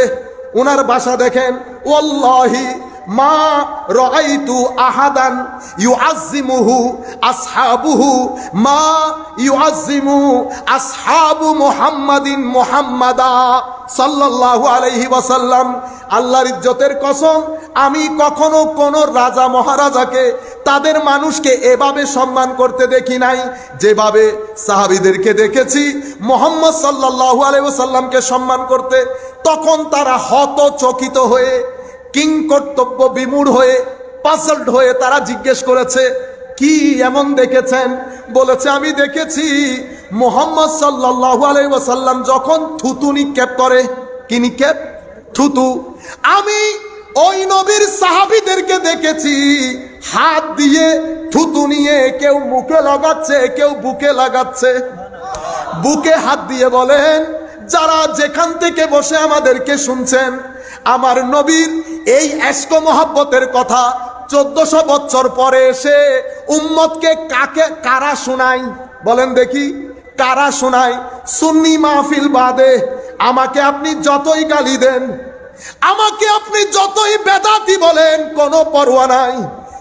চোখ বন্ধ করার দের, খাটে লাশ হয়ে শোয়ার দের, কবরের মধ্যে প্রমাণ হয়ে যাবে কে বেদাতি ছিল, কে গোলাম ছিল, কে গুস্তাখ ছিল, কে আসল ছিল। আমি আপনাদেরকে বলছি, সেই প্রমাণ দুনিয়ার মধ্যেও হয়ে যায়। যাদের অন্তরে আমার নবীর প্রতি বিদ্বেষ আছে, ডাইরেক্টলি হোক ইনডাইরেক্টলি হোক, চেহারা অন্ধকার হয়ে যাবে। আপনি যদি আমাকে এখানে ছেড়ে দেন, আমি চেহারা দেখে দেখে বলতে পারবো কার ভিতরে নবীর প্রতি বিদ্বেষ আছে। নবীর প্রতি বিদ্বেষ থাকলে, আমার নবীর শানে বিয়াদবি করলে চেহারা অন্ধকার হয়ে যায়। সেই ব্যক্তি যদি মারা যায়, চেহারা বিকৃত হয়ে যায়। আর আমাদের মুরব্বীরা যারা কোনো বড় আমলদার ছিল না, মারা গেলে দেখবেন চেহারা আরো উজ্জ্বল হয়, হয় না? মুখের মধ্যে হাসি থাকে। গ্যারান্টির সাথে বলছি, আমাদের মুরব্বীরাও মারা যায়। আর শানের সালতের মধ্যে যদি বিয়াদবি করেন, দুনিয়ার মধ্যে চেহারা বিকৃত হয়ে যায়। ইউটিউবের মধ্যে খুলেন, আল্লামা জালালউদ্দিন আল কাদরি দেখেন, উপরের দিকে যান হাশিমি সাহেব দেখেন, আর উপরের দিকে যান মুফতি আমিমুল ইহসান দেখেন। আর এই পারে যারা শানের সালতের মধ্যে বিয়াদবি করে, তাদের চেহারাগুলো একবার দেখে যান।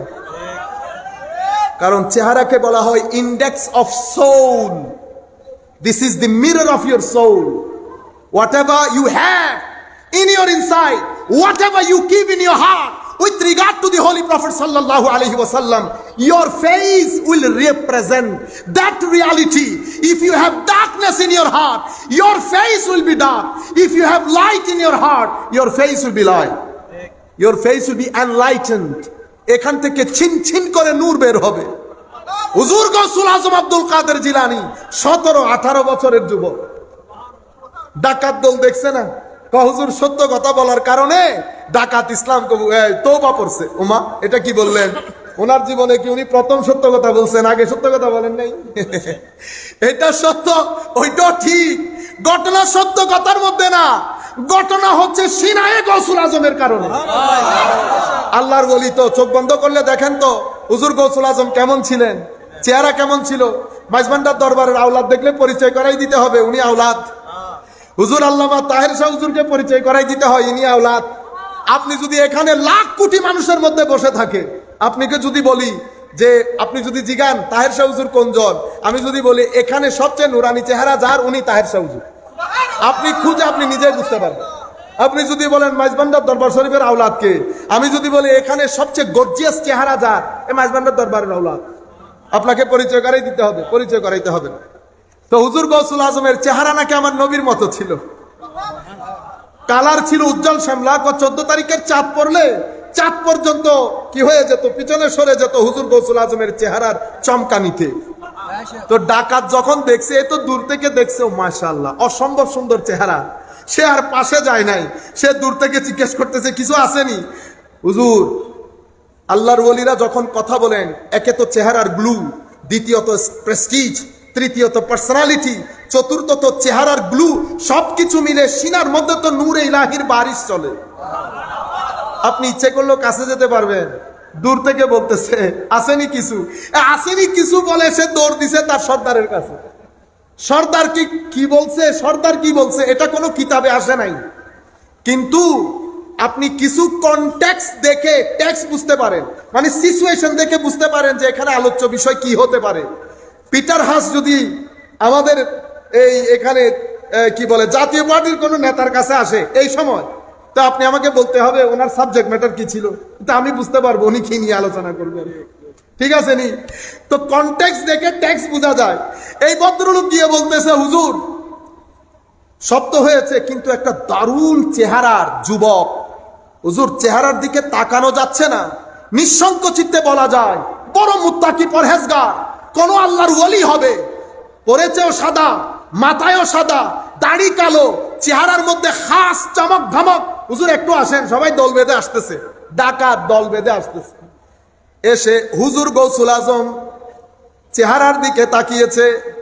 হুজুর গৌসুল আজম যখন নজর দিয়েছে ডাকাত দলের প্রতি, এখানে কোনো ওয়াজ তকরিরের দরকার হয় না।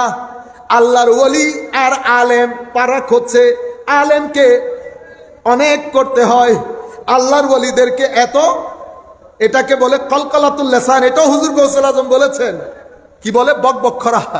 আমরা কি করি, বকবক করি, আল্লাহর ওলিদের বকবক করতে হয় না।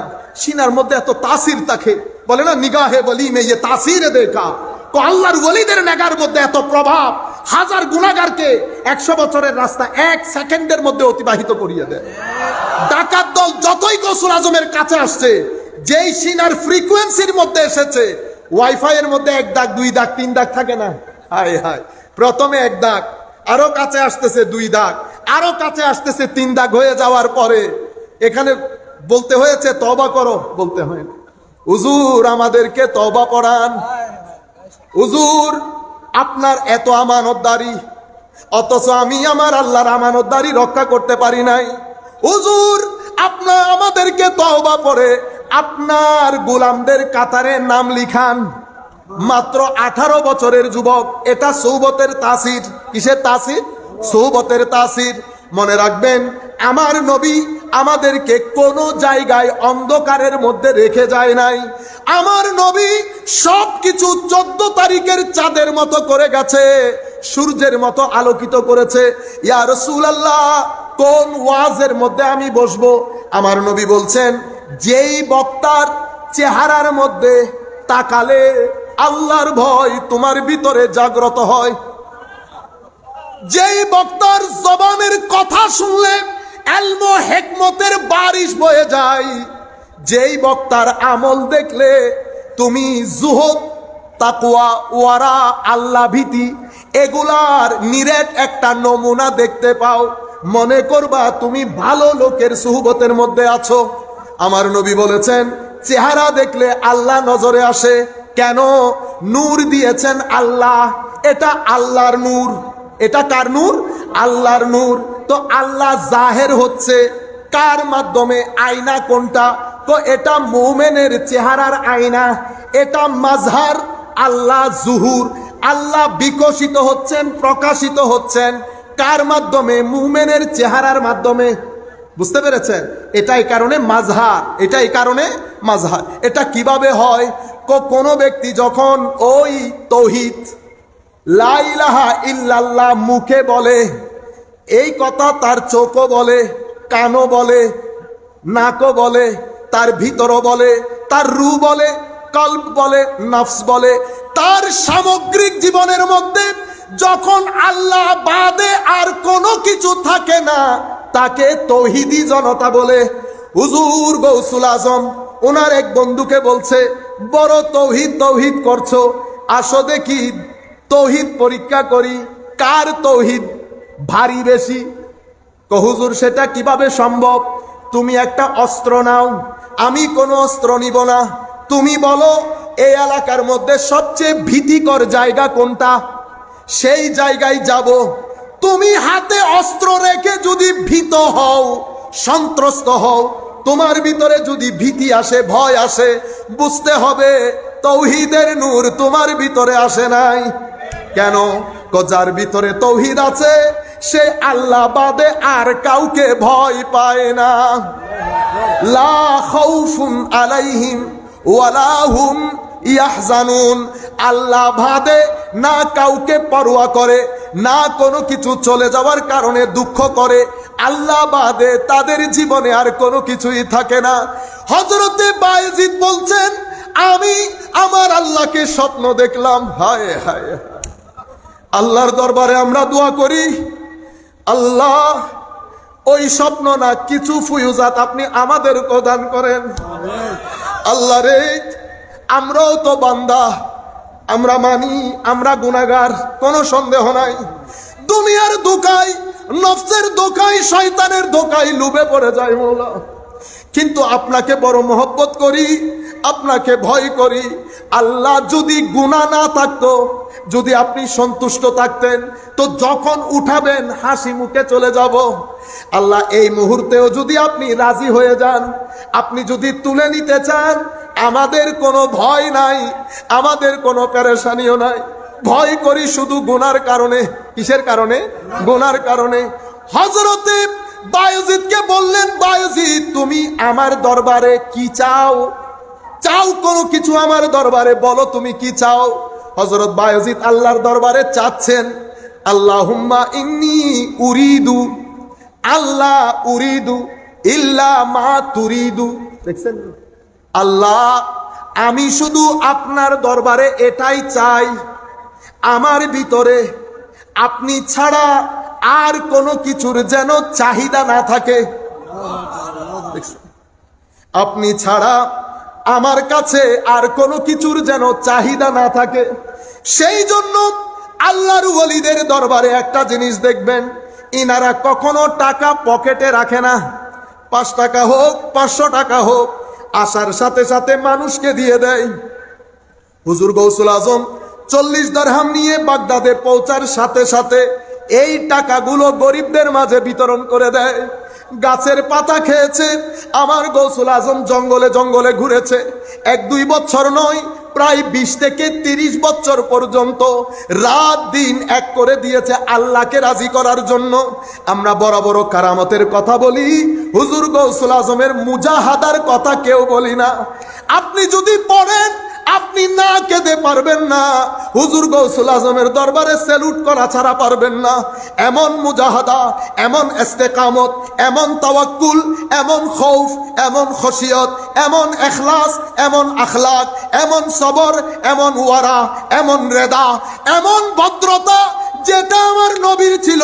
আপনি যদি চান আমার নবীর ওই জিনিসগুলা কারো মধ্যে আপনি দেখবেন, আল্লাহর ইজ্জতের কসম করে বলছি, হুজুর গৌসুল আজম যিনি আমার নবীর খিজির ছিলেন। মুসারও একটা খিজির আছে, আমার নবীরও একটা খিজির আছে, তবে আমার নবীর খিজিরের সামনে মুসার খিজিরের কোনো কম্প্যারিজন নাই।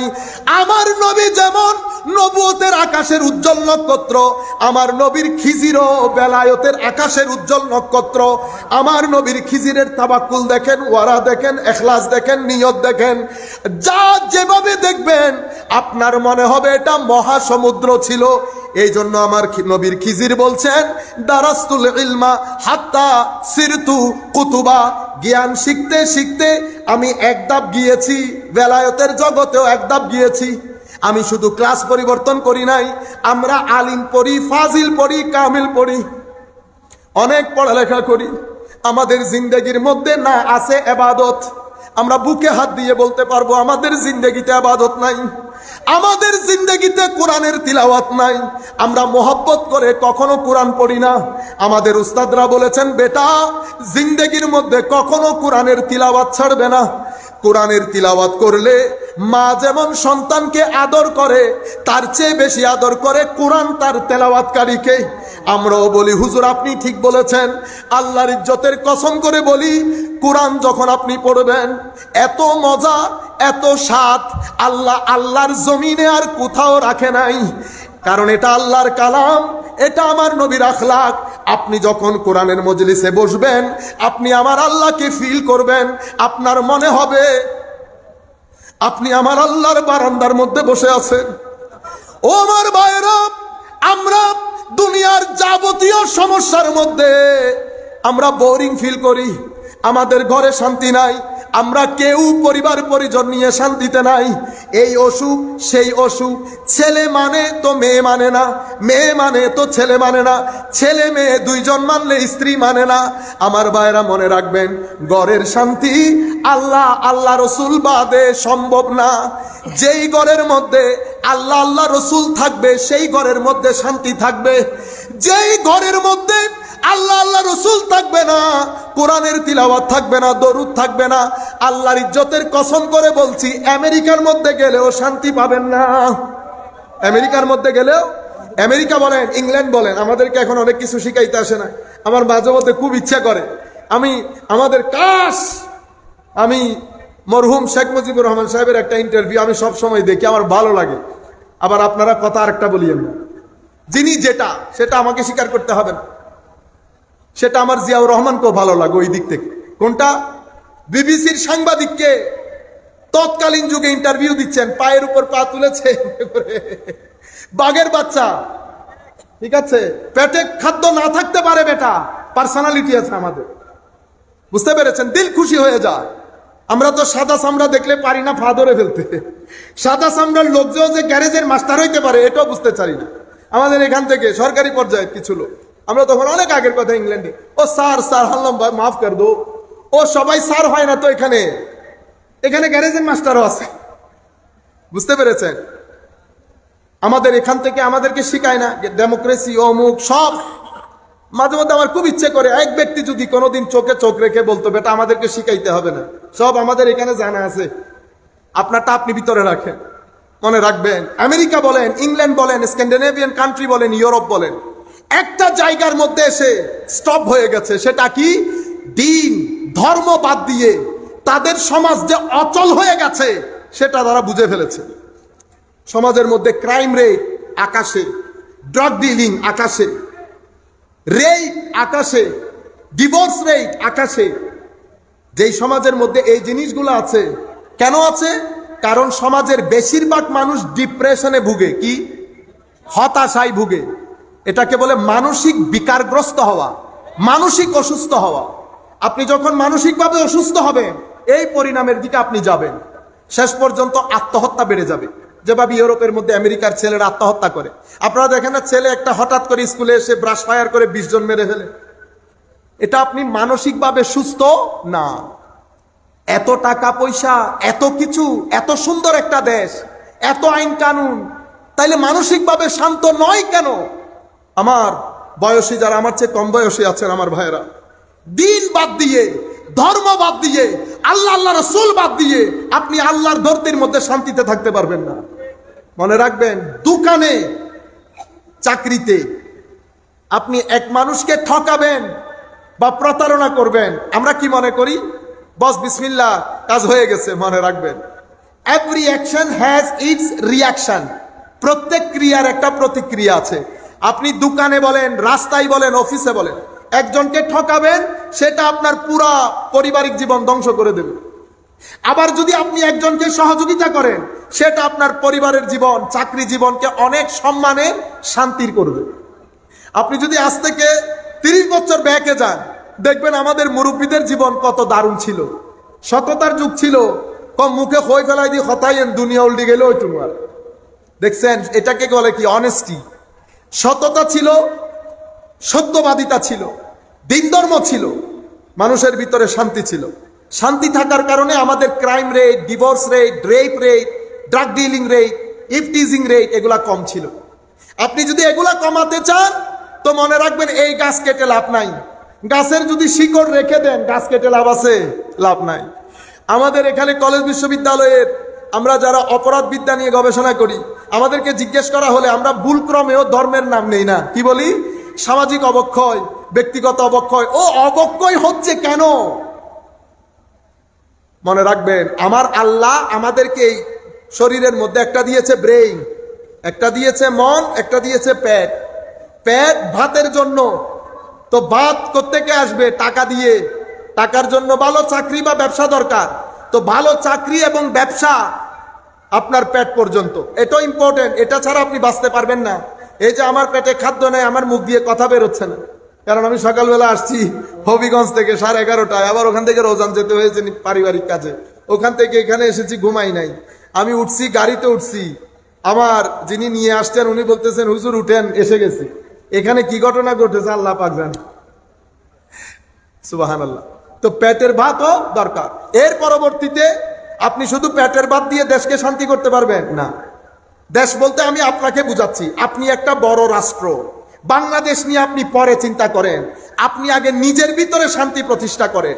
আপনার ভিতরেও একটা দেশ আছে, সেই দেশের মধ্যে সবাই ভালো মানুষ না, কেউ চোর, কেউ ভালো মানুষ।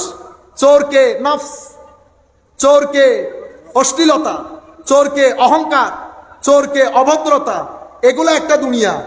আরেকটা দুনিয়া কোনটা? আখলাকের দুনিয়া, ভদ্রতার দুনিয়া, নূরের দুনিয়া, ফেরেশতাদের দুনিয়া। আপনার ভিতরে দেশ দুইটা, আপনার উপর ডিপেন্ড করছে এখন আপনি কোন রাষ্ট্রে থাকবেন। আপনি যদি অশ্লীলতার রাষ্ট্রে চলে যান, আপনার কথাই বার্তায় চাল চলনে সেটা বহিঃপ্রকাশ হবে।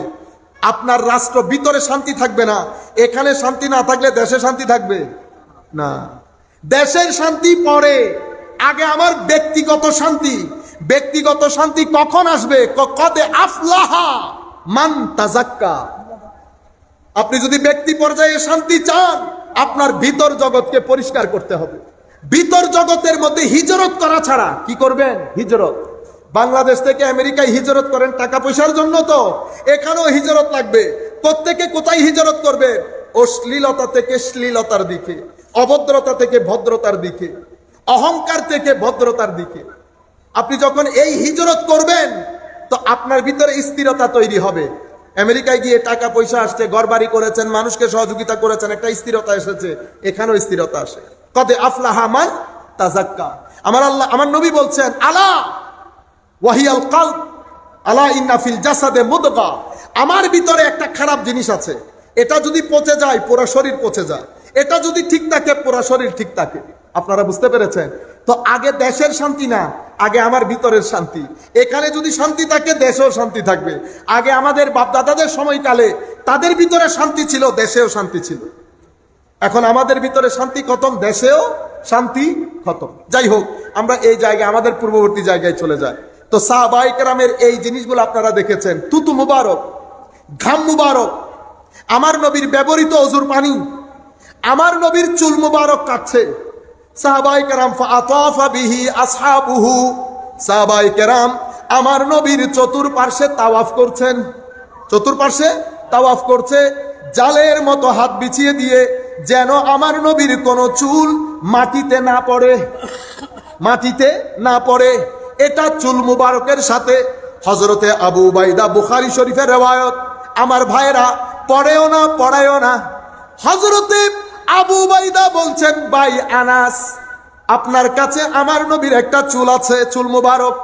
আনাস রে, এই চুল যদি আমার থাকতো, অথবা আমার কাছে আমার নবীর অন্য কোনো চুল মুবারক থাকতো, দুনিয়ার সবচেয়ে উত্তম সম্পদ হিসেবে আমি ওই চুল মুবারককে বিবেচনা করতাম, ওই জিনিসটাকে বিবেচনা করতাম। ঘাম মুবারকের সাথে আদব, চুল মুবারকের সাথে আদব, নখ মুবারকের সাথে আদব। এটা তো সাহাবায়ে কেরামের তর্জ তরিকা। আমি এটুক পর্যন্ত থাকি, এটা আহলে সুন্নাহ ওয়াল জামাত। এরপরে আমার নবীর জমানা থেকে আরো একটা ধারা, এটা খারেজিদের ধারা। এটা কোনটা? এটা শুরু হয়েছে এভাবে, যখন হযরতে মুআজ বলছে লাব্বাইকা ওয়া সাদাইকা ইয়া রাসূলুল্লাহ, তখন যুলখুয়াইসির আত-তামিমি বলছে ইদিল ইয়া মুহাম্মদ সাল্লাল্লাহু আলাইহি ওয়াসাল্লাম, হে মুহাম্মদ সাল্লাল্লাহু আলাইহি ওয়াসাল্লাম, আপনার বন্টন প্রক্রিয়া যথাযথ হয় নাই। স্বর্ণ যেগুলো হযরত আলী পাঠিয়েছেন, সেটা আপনি আমাদের মধ্যে, আমাদের গরিবদের মধ্যে বন্টন না করে আপনি আপনার পরিচিতদের মধ্যে বন্টন করে দিয়ে আপনি জাস্টিস হওয়ার, সুবিচারক হওয়ার পরিচয় দিতে ব্যর্থ হয়েছেন। নাউজুবিল্লাহ বলেন। আমার নবী, কোনো কাফের মুশরিক বলে নাই, এ আমার নবীর এখানে বসা মুনাফিকরা বলছে। এখন আমি না বলছি মুনাফিক, কেউ তার মুনাফিক বলতে পারছে না। আমার নবী চেয়ে চেয়ে বলতেছেন, তুমি এটা কি বললা? লাউলা মাআদিল মাইয়া আদিল, আমি যদি, আমারটা যদি আদালত না হয় তো আদালত আর কার? তুমি বুঝছো তুমি কার সাথে কথা বলছো? ইয়াতিনি খবরুস সামা সাবাহান ওয়া মাসাআন, সকাল বিকাল জিবরিল আমিন আল্লাহর পক্ষ থেকে ওহী নিয়ে আমার ঘরের চৌখটে দাঁড়িয়ে থাকে, আর তুমি আমাকে বলছো আমার বিচার প্রক্রিয়া যথাযথ হয় নাই। এগুলা বলার পরে সে চলে যাচ্ছে। ফারুক আজম দাঁড়ালেন, অন্য রিওয়ায়াতে খালিদ বিন ওয়ালিদ দাঁড়িয়ে বললেন, ইয়া রাসূলুল্লাহ, আমাদেরকে অনুমতি দেন, এই মুনাফিকের গর্দান তুলে দেই। মুনাফিক বললেন, কেন? শানে রিসালাতে বিয়াদবির কারণে। ঠিক আছে, তাইলে কাফের বিয়াদবি করে না, বিয়াদবি করে কে? মুনাফিক। আমার নবী বলছে না, তুমি যদি এখন হত্যা করো, মানুষ বলাবলি করবে যে মুহাম্মদ সাল্লাল্লাহু আলাইহি ইসলামে সাহাবায়ে কেরাম নিজেরা নিজেদের মধ্যে হত্যাযজ্ঞ চালাচ্ছে। আমার নবী বলছে যেতে দাও, তো সে চলে যাচ্ছে। আমার নবী বলছেন, এই ব্যক্তির উদর থেকে, রক্ত থেকে, বংশ থেকে, নসল থেকে কিছু মানুষ আসবে, কিয়ামত পর্যন্ত আসবে, তাদের আখেরি দল দাজ্জালের সাথে মিশে আমার উম্মতের বিরুদ্ধে কাজ করবে। কি বলেছে? তাদের নামাজ তোমাদের নামাজের চেয়ে বেশি হবে, তাদের তিলাওয়াত তোমাদের চেয়ে বেশি হবে, ঠোঁট ভিজা থাকবে, মনে করবে কোরআন তাদের জন্য, তারা কোরআনের জন্য। এখন করি না তাফসীরুল কোরআন, কিন্তু আমার নবী বলছেন নবুয়তের জবানে, লা ইউজাবিজু হানাজিরাহুম, ঈমান তাদের কণ্ঠনালীর ভিতরে যাবে না। কেন? কারণ ঈমানের জায়গা এটা না, ঈমানের জায়গা এটাও না, ঈমানের জায়গা পেটও না, ঈমানের জায়গা সিনা। ঈমানের জায়গা কোথায়? সিনা। মহব্বতের জায়গাও সিনা, ঘৃণার জায়গাও সিনা। কারণ ঈমান আসলে নামই মহব্বতের। ঈমান কিসের নাম? মানে একজনকে মহব্বত করবেন, আরেকজনকে ঘৃণা করবেন। কাকে ঘৃণা করব, কাকে মহব্বত করব? আমার নবীকে মহব্বত করব, নবীর যারা বিরোধী পক্ষ তাদেরকে ঘৃণা করব, এটার নাম ঈমান। সেই জায়গা আল্লাহ সিনার মধ্যে রেখেছেন। এখানে বাক্য তৈরি হয়, এটা বাক্য ডেলিভারি দেয়, আর সেই বাক্যের মধ্যে ইমোশন অ্যাড করে অথবা হেট্রেড অ্যাড করে সিনা থেকে। কোত্থেকে? সিনা থেকে। তো আমার নবী বলছে ঈমান মুখে মুখে থাকবে, ঈমান সিনার ভিতরে যাবে না। শেষ পর্যন্ত বুখারী মুসলিমের মধ্যে হযরত আলী বিন আবি তালিব রাদিয়াল্লাহু আনহু, আমি মাদ্রাসার ছেলে যারা আমার এই কথাগুলো শুনছেন, আমি বিনয়ের সাথে আপনাদেরকে বলবো, আপনারা বুখারী মুসলিম থেকে এই হাদিস একটা দুইটা না, অসংখ্য হাদিস এটা বের করেন, বের করে আপনারা দয়া করে আপনাদের উস্তাদদের সাথে এই বিষয়ে বিস্তারিত কথা বলবেন যে এখানে কাদের কথা বলা হয়েছে। এরপরে আমার নবী সাল্লাল্লাহু আলাইহি ওয়াসাল্লাম বলছেন, হযরত আলী বিন আবি তালিব থেকে বর্ণিত, শেষ জামানায় কিছু মানুষ, কিছু ছেলে তাদের উদ্ভব হবে, বয়সে কম হবে, ব্রেইন ওয়াশ হবে, ঈমান থেকে এভাবে সরে যাবে যেভাবে তীর ধনুক থেকে দূরে সরে যায়, অথচ কথা কোরআন হাদিস থেকে বলবে। আমার নবী বলেছেন মুখের কথা অনেক মিষ্টি হবে, কিন্তু এটা নেকড়ে বাঘের মতো হিংস্র হবে, আমার উম্মতকে ধরে ধরে হত্যা করবে, আমার উম্মতকে ধরে ধরে হত্যা করবে, আর বাইরের মানুষকে ছেড়ে দেবে। এরা, আমার নবী সাল্লাল্লাহু আলাইহি ওয়াসাল্লাম হাদিসে পাকের মধ্যে বলেছেন, হুম, তারা জাহান্নামের কুকুর, আসমান জমিনের মধ্যে সবচেয়ে নিকৃষ্টতম সৃষ্টি। এটা আমি বলছি, বুখারী মুসলিম শরীফের মধ্যে এই কথাগুলো এইভাবে এসেছে। আপনারা বুঝতে পেরেছেন, ধারা দুইটা হয়ে যায় নাই, একটা সাহাবায়ে কেরামের ধারা, একটা বিয়াদবির ধারা। এই বিয়াদবির ধারা আমি এখন কোথায় কোথায় গিয়েছে বলবো না, শুধু এতটুকুন বলবো, এখানে এখন অনেক নাম। আমার ছেলে যখন ইউনিভার্সিটিতে গেছে, পাগল করে দিয়েছে আমাদের ছেলেদেরকে। আমি আহলে কোরআন হাদিস মানি না, আমি আহলুল হাদিস মাযহাব মানি না, আমি হচ্ছি আসল মুসলমান। আমি তবে সাহাবায়ে কেরামকে নিয়ে আমার কিছু প্রশ্ন আছে, তাদের মধ্যে কিছু কিছু আসলে এরা লেস সিগনিফিকেন্ট, কি বলে, কম গুরুত্বপূর্ণ। দেখছেন কত বড় পণ্ডিত। আচ্ছা, আরেক দল আইসা বলতেছে আমার কোনো অসুবিধা নাই, এই বেয়াদব সাহাবায়ে কেরামকে নিয়ে কথা বলেছে, আমরা সেরকম বলি না, তবে আমাদের এখানে কেউ আলে বাইত নিয়ে একটু সীমা লঙ্ঘন করে। দেখছেন নি?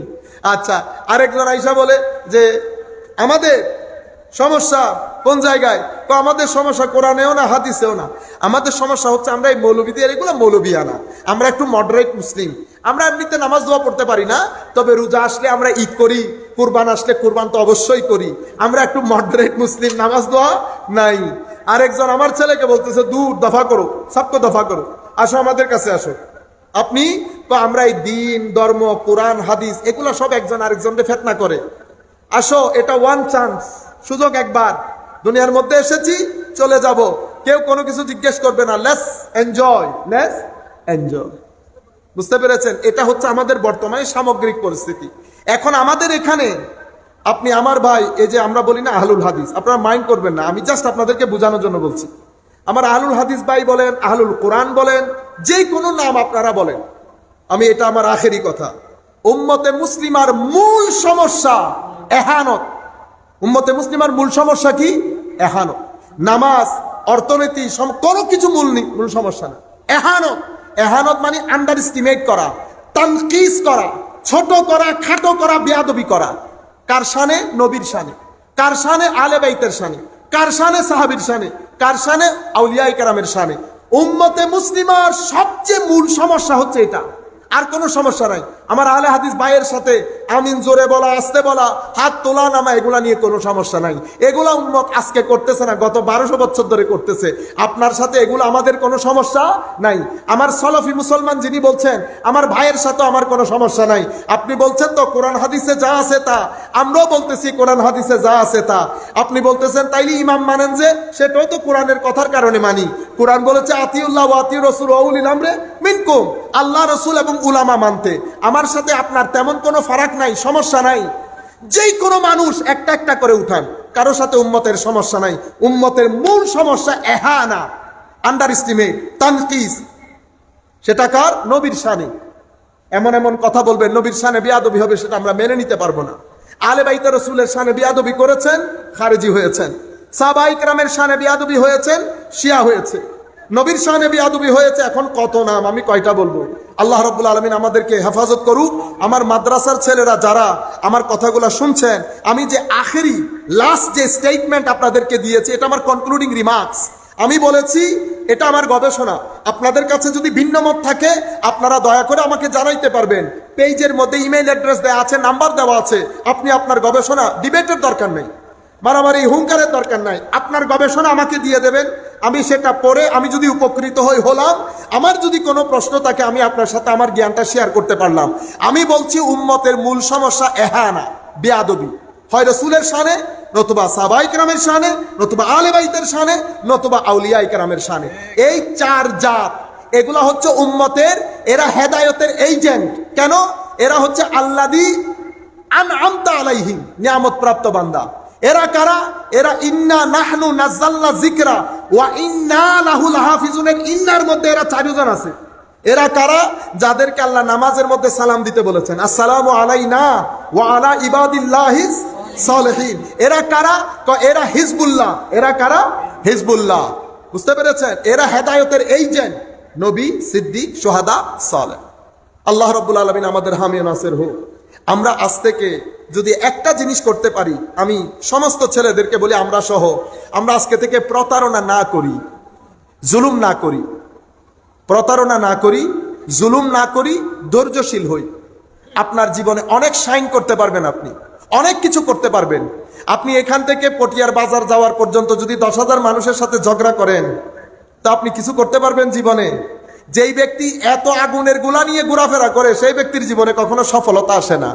সফলতা তাদের হাতে আসে যারা ধৈর্য ধারণ করে, সফলতা তাদের হাতে আসে যারা ভদ্র, সফলতা তাদের হাতে আসে যারা আমার আল্লাহ এবং রসুলকে ভিতরে লালন করে, সবর করে, তাওয়াক্কুল করে, তাদের কাছে আসে সফলতা।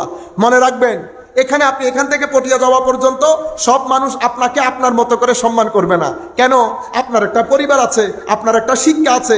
আপনি বলতেছেন সেদিন আমাদের এক ভাই রিক্সা ড্রাইভার, 60 বছরের রিক্সা ড্রাইভার, আপনি কলার ধরে ফেলছেন, এটা নিরেট বেয়াদবি, এটাকে শেষরামি বলে। আপনি জীবনে, আমি তারে বলছি, বেটা আপনি শিক্ষা দীক্ষার পরিচয় দেবেন না, পরিবারের পরিচয় দেবেন না। কারণ ভালো পরিবারের ছেলে, ভালো লেখাপড়া আছে এমন ছেলে, কলেজে ইন্টারমিডিয়েট পর্যন্ত পড়ছে এমন ছেলে কখনো 60 বছরের বৃদ্ধের কলার ধরতে পারে না। আপনি সমস্ত সীমা লঙ্ঘন করে ফেলেছেন। উনি আমাকে বলতেছে, হুজুর আপনি তো দেখেন নাই উনি কি বলেছেন। আমি বললাম, না, উনি কি বলেছে বেটা সেটা আমার দেখার বিষয় না।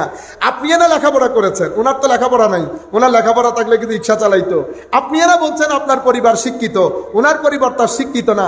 শিক্ষিত ছেলে, মার্জিত ছেলে, ভালো পরিবারের ছেলে, তার ব্যবহার কেন আরেকজনের মতো হবে? আমার নবীকে আল্লাহ কি বলেছেন? ফাবিমা রাহমাতিন মিনাল্লাহি লিনতা লাহুম ওয়ালাউ কুনতা ফাজ্জান গালিজাল কলবি লানফাদ্দু মিন হাওলিক ফাআফু আনহুম। হাবিব, আপনি অসম্ভব ভদ্র। শিক্ষা বলেন, পরিবার বলেন, আপনি বেমিসাল। সবাই আপনাকে আপনার মতো ব্যবহার করবে না। হাবিব, কেউ যদি খারাপ ব্যবহার করে ইগনোর করবেন। কি করবেন? ইগনোর করবেন। মনে রাখবেন, মানুষকে ক্ষমা করলে, মানুষকে সহযোগিতা করলে আপনি বাজার থেকে সুখ কিনে নিয়ে ঘরে ঢুকতে পারবেন। মানুষকে সহযোগিতা, 5 টাকা পারেন, 500 টাকা পারেন, যাদের ইনকাম 3 লাখ টাকার মধ্যে, তারা ইচ্ছে করলে 30 থেকে 40,000 টাকা পরিবারের জন্য খরচ করতে পারে। এক পরিবারকে 5,000 টাকা দিলে 12 পরিবারকে 60,000, 10 পরিবারকে 50,000। যাদের ইনকাম 4 লাখ, তারা ইচ্ছে করলে 50,000 টাকা 10টা পরিবারের জন্য মাসে খরচ করতে পারে। আপনি চিন্তা করতে পারতেছেন, 10 পরিবারকে আপনি স্পন্সর করতেছেন। এগুলা কি করবে? আপনার বরকতমণ্ডিত করবে, ঘরকে সুখ সমৃদ্ধ করবে, আপনার ভিতরে শান্তি দেবে। এদেরকে পরিবার পরিচালনা করা মানে ঘর বাইরে থেকে শান্তি কিনে খরিদ করে নিয়ে আসা। আপনারা বুঝতে পেরেছেন? আসেন আমরা মিলে অন্তত এক পরিবার 5,000 টাকা দিলে এক পরিবার চলে।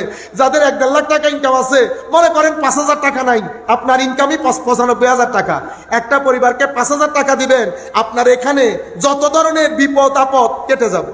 আপনার গুনাহ আল্লাহ ক্ষমা করে দেবেন। তারা পেটের মধ্যে যখন খাওয়া যাবে, আল্লাহর দরবারে বলবে দোয়া করা, আপনার ঘরের মধ্যে একটা তাসির আপনি অনুভব করবেন। আল্লাহ রাব্বুল আলামিন আমাদের হামিম নাসির হোক। মওলাই করিম আমাদেরকে ক্ষমা করুক। ওয়া মা আলাইনা ইল্লাল বালাগুল মুবিন। আসসালামু আলাইকুম ওয়া রাহমাতুল্লাহি তাআলা ওয়া বারাকাতুহু।